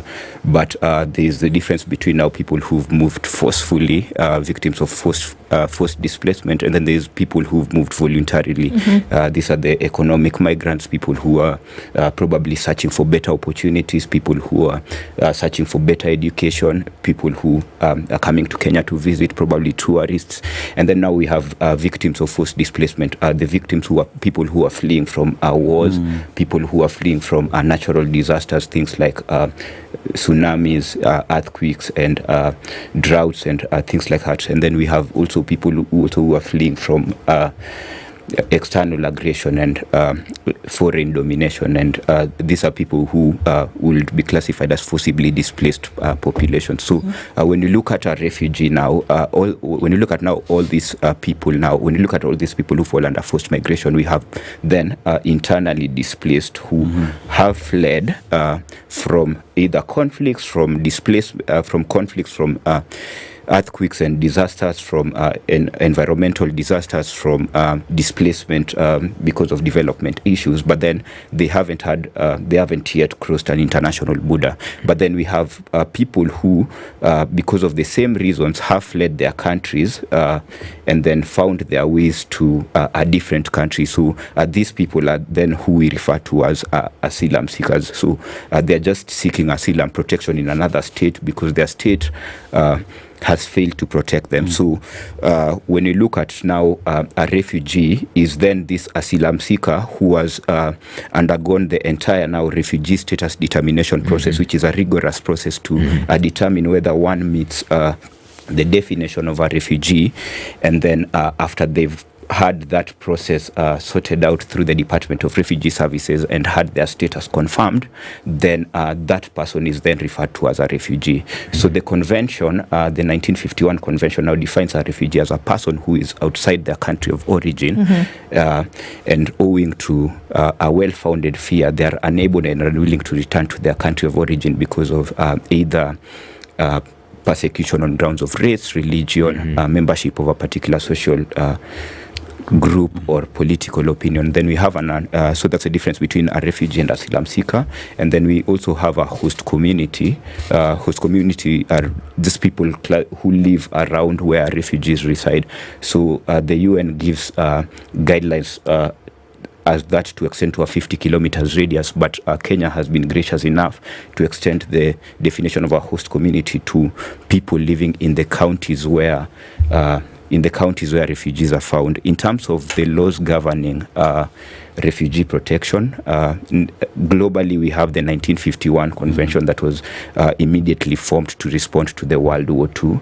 But then later they realized that the definition under the 1951 convention was very limited to people who are fleeing only the wars that had happened pre-1951. So that meant that any person who would be fleeing the Rwanda genocide, which happens after 1951, wouldn't be considered a refugee. So later in 1967, there was a protocol that was passed to remove that time limitation, so that everyone who is fleeing any war happening at any time, and anyone who is fleeing any war happening in any part of the world can meet the definition of a refugee. Nationally, we have in Africa, we have the 1969 OAU Convention that has just also taken into account the specific problems that Africa face in terms of displacement. And then so it has expanded definition to also include people who would be fleeing from armed militia, foreign occupation, and then also people who would be fleeing also from events that seriously disturb public order. And then locally, Kenya recently, in 2021, enacted the Refugees Act of 2021, which is progressive in terms of socio-economic inclusion. It also guides refugee protection and refugee management, and it has gone into aligning Kenya with the global standards. Okay. Thank you. So, Dio, you are in the country from Rwanda, and one would ask the question, are you a refugee in Kenya, and what is the experience? I'll speak into that and say I was born and raised in Kenya. So that brings about the conversation of we have parents, generally the refugees coming in from their host countries, and then we have the new generation of kids born in the refugees that they have fled in. Okay. Now that creates a two batch of people, you know. So the situation is I'm originally from Rwanda. My parents came in as refugees, and we were born here in Kenya. So that's my story. So basically, I was born, raised here, I went to school here, and for most of us, I'll actually speak to the children born in Kenya. They feel more Kenyan than refugees. But then the challenge comes in, especially when you transit from high school.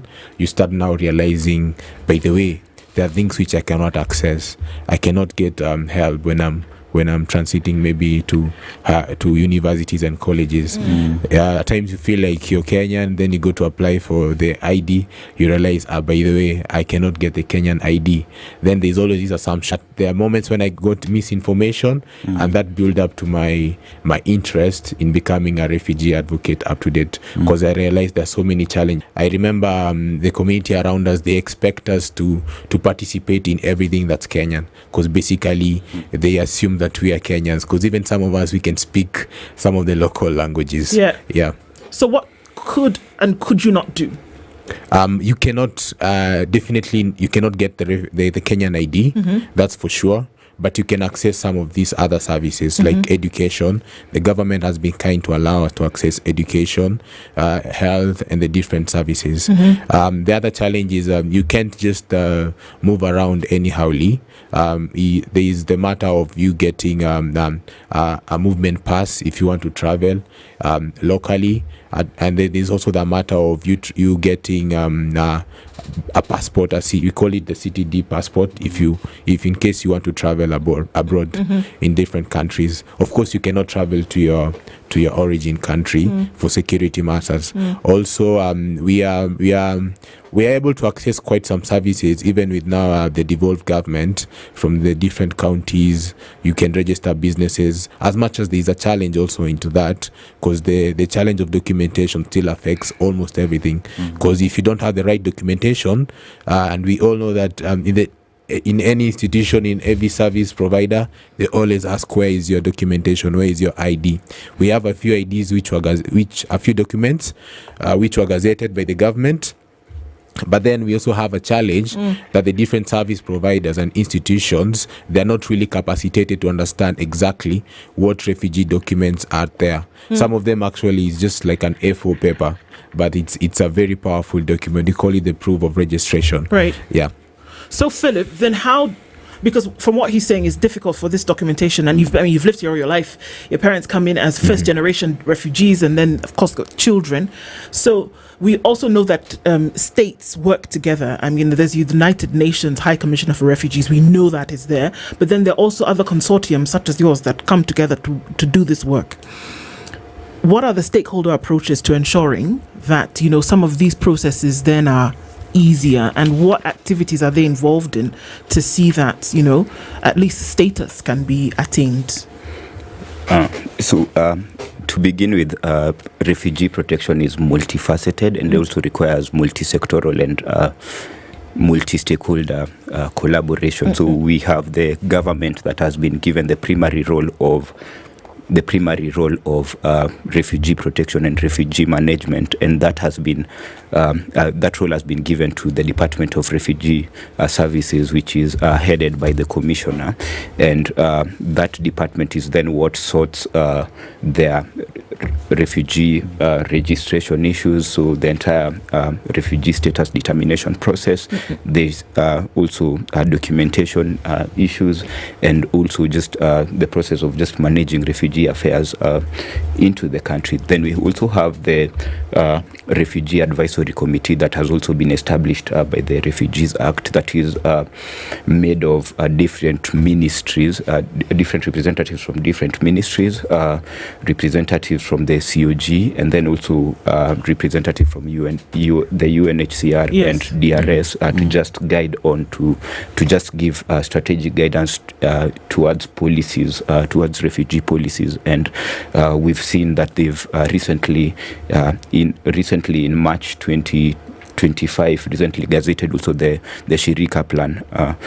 We also have the Refugee Status Appeals Committee that's supposed to hear the refugee appeals for people whose status have been denied and they believe that they should get. So in terms of also other stakeholders, we have the UNHCR that just comes in to support government in terms of also the obligation of managing refugees and also service delivery. We also have civil society like RCK and other civil societies who come together through the NGO Refugee Working Group, and they've undertaken programs like empowering refugees through legal aid, civic education, advocacy on inclusion and non-discrimination, advocacy on inclusion and non-discrimination, also through provision of services to refugees, and also things like art and advocacy, also policy advocacy for refugee inclusion. As RCK, we've been big, particularly on policy advocacy, and just to ensure, in line with our systematic goal change, that the policies and the plans and the various laws that come into place are responsive and are protective and also are responsive to the needs of refugees. So we've been able to also work with the county governments, noting that also refugee protection is a concurrent function with the devolved government also performing certain functions to just help them also collaborate in participatory approaches to ensure that also the plans they have for the counties, and especially with our letter of agreement with Turkana, that these legislations that come and these bills that come into place are also responsive and also include refugees. So we also have the private sector that is involved in also just opening up employment and entrepreneurship spaces for refugees, because we are realizing that with donor aids dwindling and funding getting cuts, we are moving to a space where we need refugees to be more and more self-reliant. So we also need the private sector to come into place in terms of providing, opening up entrepreneurial spaces, opening up employment opportunities and things like that. Then we also calling upon also the donor, and we also require the donor and UN agencies to also fund and integrate programs that benefit also both refugees and host communities, because we are also moving into a space where we need also host communities to be brought at par with also refugees. And then we have we also have refugee-led organizations. These are community-based organizations that have been formed and are run by refugees themselves, and they are also key in terms of also guiding policies and ensuring that also the policies that come to place reflect the lived realities and the lived realities, and have the voice of the affected people also in place. So refugee-led organizations have also formed a very big part in terms of grassroots advocacy, policy advocacy, and things like that. And then we also have the host communities, the places where refugees live. They have welcomed these people into their society. They've lived with them. They've collaborated with them in community structures, in their churches, in their and through that they've been able to promote social cohesion. So I think that has been the role of the different stakeholders in refugee protection. Mm-hmm. All right, let's take a break at this point, because we're looking at then what communities can actually do. Communities as a superpower to form solidarity with refugees, and I think we'll go into that a little bit more. That what can communities do? That what host nations and what states do in terms of policy, framework, organizing some of these things. But we're also looking towards communities and how they have a big role to play here, and we'll delve into that just a little bit deeper when we come back from this break. Kamunzinzi Deo is a refugee youth advocate, and Philip Ogonda is a project officer, advocacy, legal and governance pillar with Refugee Consortium of Kenya. And this is our conversation for this hour as we acknowledge and celebrate World Refugee Day 2025. We'll be back after this. This is the Situation Room, the only way to start your day. Oh, great! This June, the biggest Club World Cup ever held is here. The 2025 FIFA Club World Cup. Recharge your subscription on your current bouquet for 2 months and get upgraded free to the next higher bouquet for 60 days. A competition across the continent. 30 action-packed days of top-notch football from 32 best club teams from around the world. Recharge your subscription today to never miss a moment of a competition like never before. On the move, download StarTimes on and watch every goal, every moment, anytime, anywhere. StarTimes Sports, beyond passion. StarTimes, enjoy digital life. Provides the inspiration for Leipzig. This is not an announcement, it's a fact. To plant trees and protect our environment. To drive mentorship and education. To grow businesses with funding and training. To share with our communities. Since 2020, we've honored this pact. As we mark 5 years, we renew it, because all impact begins with a part. I&M Foundation, celebrating 5 years of impact, powered by I&M Bank. Mambo siku hizi ni T for tough. Hata deti ya pasua imekuwa ngori. But guess what? Kutransfer do kutoka bank to M-Pesa na I&M Bank bado ni sare kabisa. Sare as in free, yani freest. Maze, one less thing to worry about. As an individual or solo biz account, bank to M-Pesa and Airtel money transfer is still free. Yani sare kabisa. Download the I&M Bank app or visit any branch today to open an account. I&M Bank, on your side. Regulated by the Central Bank of Kenya. Traffic.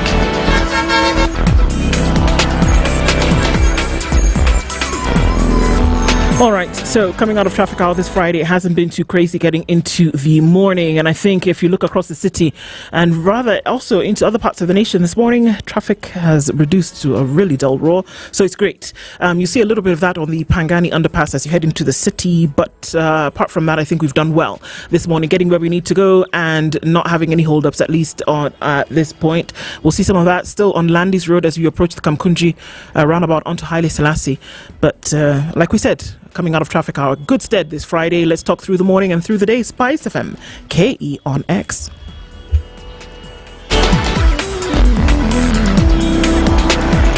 Mature, intelligent talk every morning. Spice up yourself.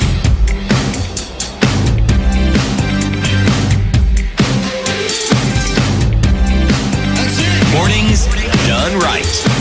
95.5 94.5. It's World Refugee Day 2025. The theme is Solidarity with Refugees Community as a Superpower.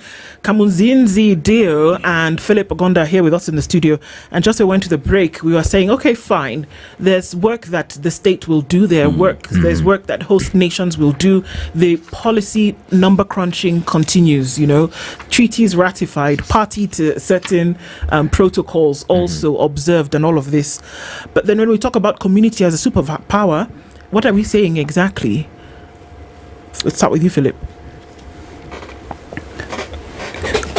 What you're saying, the theme for today's World Refugees Day is community as a superpower. So when we are talking about community as a superpower, we are talking about standing together with, in solidarity with refugees, not just about looking at them as mere placeholders, but recognizing the value they place in the society.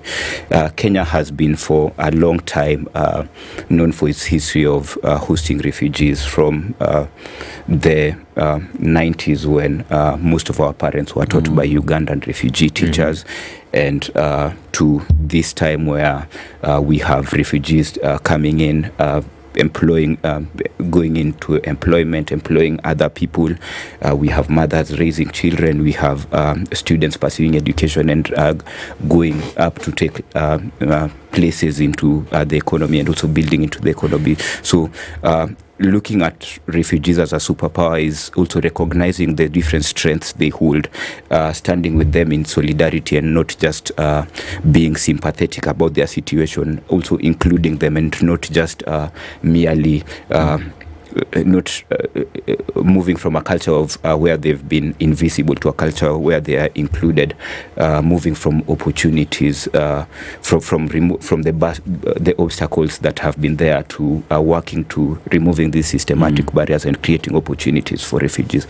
So calling on to communities as a superpower, we are calling on to Kenyans to create a space where refugees are seen as equal partners in development and not as burdens, where refugee children can dream and learn and also grow like other children, and also where urban and also national development and country development also thinks about the refugee and also includes them into like planning and also include them into like planning and also development, and also creating a society where there's no discrimination, and we replace it with a place where we dialogue to also understand their situation and also just combat the negative narratives around refugees. So in playing your role in creating the community as a superpower, we then call on to Kenyans to educate themselves on refugee issues and speak out against misinformation. We also call on to Kenyans to also support refugee businesses, because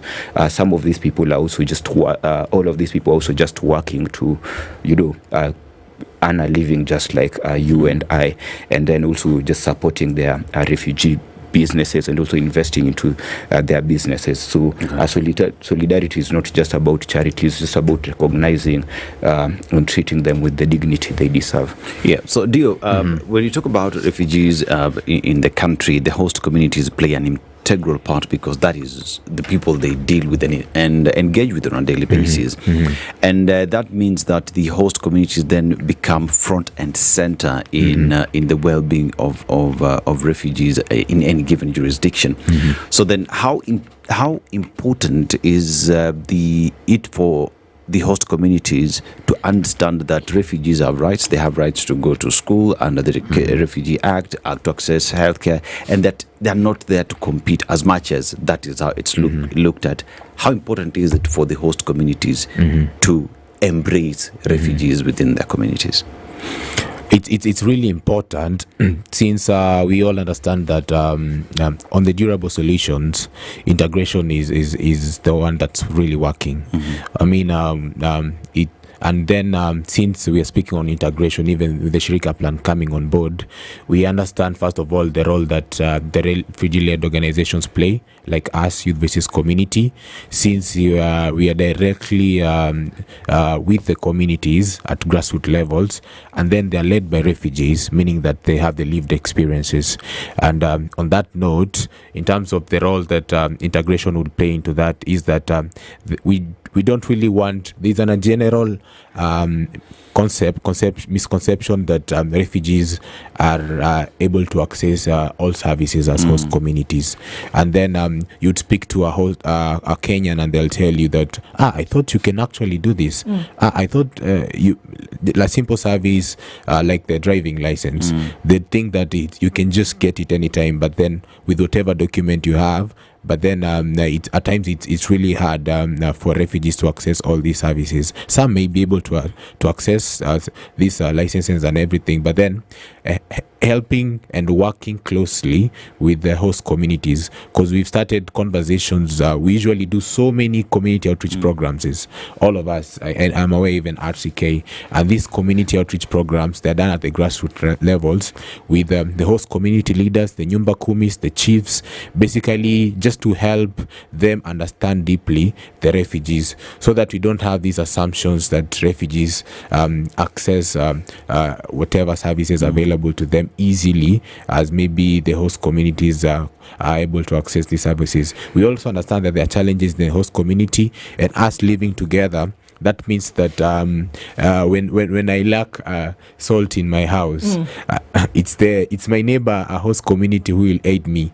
When I don't have money to eat, they loan me some money, I loan them. Refugees also run businesses, and they're able to do a little bit of transactions. So there's that aspect of community, us living together at different areas, and when that is emphasized, then the host communities, we actually have host communities in our networks who are actually refugee advocates, who champion for refugee rights, who speak to other host communities leaders, even chiefs. Yesterday I was a chief from Woodley, Jamuhuri, and he's a refugee champion, and they do amazing works. They're able to tell other host community and leaders that actually, by the way, this is the real situation in refugee, and refugee management cannot be left to the government alone. There is a role that the host communities also play, because even when it comes to even just understanding, because when a refugee comes to let me use Kenya, when they come to Kenya, the first challenge is language barrier. And so when they're going to buy something, a citizen will definitely understand who you see wa hapa nona, and then if they understand the challenges that refugees go through, the conversation becomes easily the judgment becomes less. They quickly understand that they need help, so there's that importance, and we really emphasize it. We form networks with both community-based organizations that are run and led by the citizens themselves, and we also emphasize with the refugee-led organizations having even in their staff members from the host communities, so that we bring about integration wholesomely. Do we find that there is an acceptance across board from community? Because we talk about community like it's this big thing over here, but community is made up of people. It's made up of units. It's made up of families. It's a student in school who was in school with you, Dio, or it is somebody who works in an office who was a teacher who worked with somebody that came in contact with your parents who were first generation refugees. So it's not an amorphous group of people. It is it's people like you and I, me, Dennis, Philip, Dio, in one room who come into contact. So when we talk about community, is there an acceptance? Because there's a policy, right? Yes. There's the policy, there's the protocol, it's on paper. Yes. But then there's the real thing, and that, I think, is the spirit of all of this thing that we talk about. That if there's a general acceptance across board of refugees and saying, hang on, these guys got the shorter end of the stick, because that's the truth. For whatever happened, whether it's in this case, it's not asylum seekers, it's having to have moved because of certain things, and your country has said come in and be here while you can, right? But without an acceptance from the people. The thing that forms the theme for this World Refugee Day. And I say, you know what, it's a human being like me that I could be in the same situation tomorrow. Do we find that there's an acceptance across board? Or when you went to school in Kenya, growing up here, did people treat you differently? Did people say, well, you know, we have our own issues, we're not going to deal with that? It's the real stuff, isn't it, Dio? Yeah. Do we find now that there actually is acceptance, or are we saying now we are moving forward and saying community actually has to plug in here? I will boldly say that generally you will never tell, in most times you'll never tell that someone is a refugee until when there's an issue of production of documents. A document is required. Generally, everyone moves about minding their business, selling, trying to get the daily bread. But then when now it comes to service provision, where that requires documents, that's where, or maybe someone is arrested, that's when someone says, you're actually not Kenyan. Because you'll never tell that, even with the kids born here, most of them speak the local language. If you're born in Kikuyu land, you speak Kikuyu. If you're born in Western, you probably speak the host community language due to the integration. Even when growing up, children are not really able to distinguish that. They'll probably say, you're from Congo, you're from Burundi, maybe because of your name, but there isn't that really discrimination. I think for a refugee, you start feeling it when you now grow.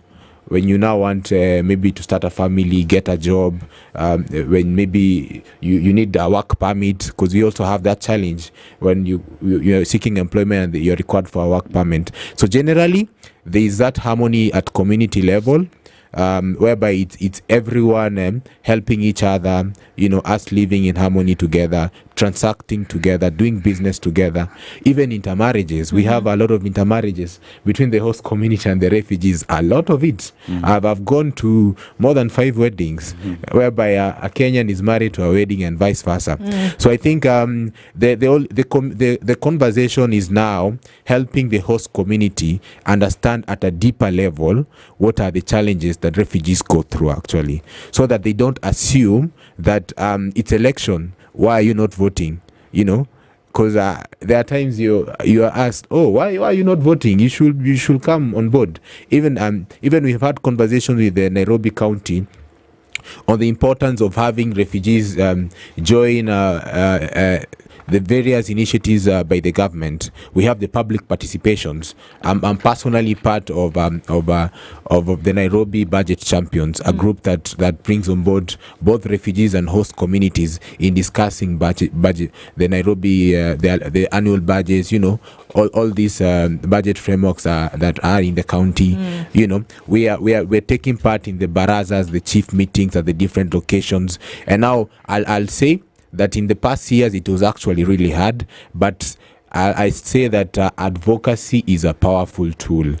We have been speaking of refugee inclusion at all sectors, at all ministries, at all conversations. We have a popular saying that goes by nothing for refugees without refugees. So we don't want people to sit in a room and decide on how to manage refugees, and there's no refugee representation in those rooms. So I think so far so good, but we are still pushing, and it's not a one-man's job. Yeah, Philip. So when you talk about integration, communities working together with refugees, there are hindrances that do exist that make this integration plan just difficult. So then one would ask, what then must be done for all these barriers and bottlenecks that do exist to be removed so that the integration process is easier? So,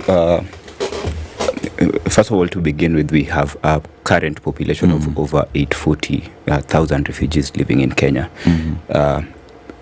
330,000 in Kakuma, about 440,000 in Dadaab, and then we have 102 scattered across the urban centers in Kenya. So with the increasing number of populations and Sudan still at war, Somali people still flowing in, the DRC situation, these numbers are not going to reduce anytime soon, and we have people who've lived in Kenya for like over 30 years, and refugees also who've been born in Kenya and no other country.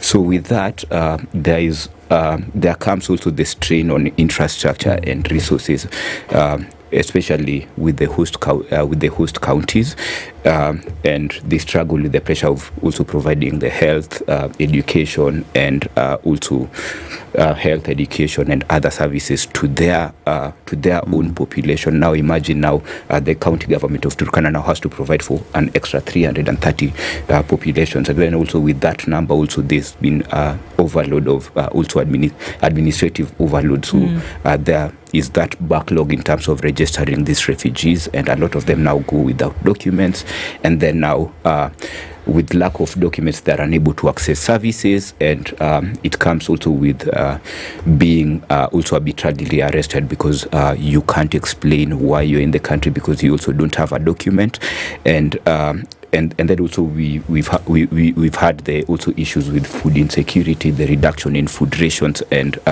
also the reduction in food rations. So the opportunities that this presents still is it has presented the opportunity for the country and also for UNHCR to just sit back and look at how do we move from being donor dependent to being creating avenues for more self-reliance. So that's why we are coming up with that's why for the recent number of years there's been the Kenya Comprehensive Refugee Response Framework that realizes that these people are here to stay for a long time. So let's start working on solutions, local solutions to socially and economically include them so that they're able to be self-reliant and reduce the donor strain. So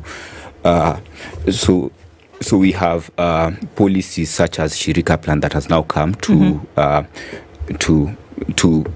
just give guidelines as to how to also include both refugees and host communities into social service delivery, into development, and then it has also given room for more area-based coordination now with the county governments of Turkana and Garissa now sitting back and saying that these people are with us for a long time. So how do we integrate them into our county structure? So they've come up with the GISEDEP, Garissa Integrated Social Economic Development Plan, that is in its first phase, that guides on how to share resources between also refugees and host communities. And then we have the same in also Kakuma, the Kalobeye Integrated Social Development Plan, that is in its second phase. And then nationally we have Shirika Plan, and then also there's also been it has also given us also the opportunity to also realize barriers that exist to social economic inclusion, such as the barriers to accessing work permits and accessing business. So it creates also, because of the clamor for also the call for self-reliance, it has also created for us the opportunities to also advocate for the removal of systematic barriers to things such as accessing work permits, so that these refugees can be able to get work and then work like normal Kenyans and not be able to depend on this aid. And then also with refugees coming in, also just tapping into their expertise, realizing that we have teachers in here, we have entrepreneurs, we have doctors. So how can we tap into that skill and look at them as not just a humanitarian challenge, but as national developmental opportunities? And then also recently, Kakuma and Dadaab were gazetted as municipalities because of the large number of populations there. So that also creates an opportunities for refugees to be integrated into municipal governance and also local planning and local development. So and also there's the talk about the creation of a national refugee database to be domiciled by the Department of Refugee Services. And what that does in turn is that it ensures that refugees are integrated into every other service that also Kenyans can attain to enable them also just achieve social economic reliance. we can have these conversations, Dio, and we can look at it from policy, obviously, because we do that, and then also on the other social side of things. But then there's sometimes the ugly side of it that comes out, and we would be remiss if we didn't talk about it, whereby folks are saying, well, okay, a nation has its own problems. Why should we be dealing with issues of refugees? When will you get to the point where you say, okay, so you've stabilized, isn't it now time you start to think about things like repatriation? How do we answer such questions where we have nations who have ratified and agreed to certain protocols for implementation when it comes to the status of refugees, but the social side of things is where, you know, citizens, that it's across board. It's not just in Kenya, it's in Ethiopia, it's in the European countries of Germany, France, everywhere where there's huge refugee communities, whereby they're saying, okay, so for how long will we do this? How do we answer to that, especially in light of today's theme, where it's the community who has the power to ensure that, you know, the status is protected? First of all, I'd like to thank the Kenyan government for the amazing work they have done as far as refugee management is concerned. And just on your question, this is where now the aspect of many partners and coming on board in refugee management, because if we leave it to the government alone, I mean, for sure it's really burdening.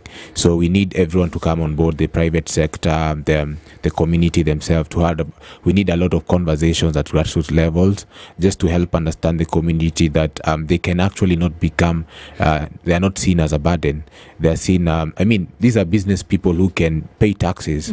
You know, just a perfect example, I usually like to use the United States, whereby they welcome people, and these people, they've helped in the growth of the country. So if we have systems that are able to just, I mean, a refugee just wants, they didn't come to the host country by their own will. It is a situation based. If things are well, they can always go back home. They just want peace, somewhere to sleep, to go to school, you know, just do business and just live a normal life. If the systems are put in place such that they don't have to they don't require aid. They're able to just wake up in the morning, hustle like a normal citizen, and the ground is square fair. You know, it's more or less who is more qualified, you know, who is more skilled, you know, who is able to get opportunities. And then we also emphasize on the spirit of collaboration, because we understand that there is power in collaboration even at the grassroots levels. So I think we just need to have a deeper conversation on this that has to start at grassroots levels, just to make sure that all members of the communities understand this importance of just welcoming refugees and just allowing them for to just survive, you know. Absolutely. And do about their life. Yeah, for sure. Thank you for grounding this conversation this morning. Thank you for giving the information in the way in which we can understand it a little bit better, and thank you for putting community as front and center. And we think about the struggle, but we also then commend, and I'm glad that we're able to do that, commend those communities and governments who've actually made sure that because of naturally occurring incidents in our world, that we can actually create spaces where we make it just a little bit better for other humans to live and interact. Thank you for the work that you do, and thank you for sharing with us this morning. Asante. The thank yous don't end. Thank you for being on Kenya's biggest conversation through this week, and the conversations must continue. We've talked this morning with Kamzinzi Deo and Philip Ogonda to close out the week in the Situation Room. Good morning. It's 10 a.m. Never sounded so good. Thank God it's Friday. Anyway, you can catch me any day.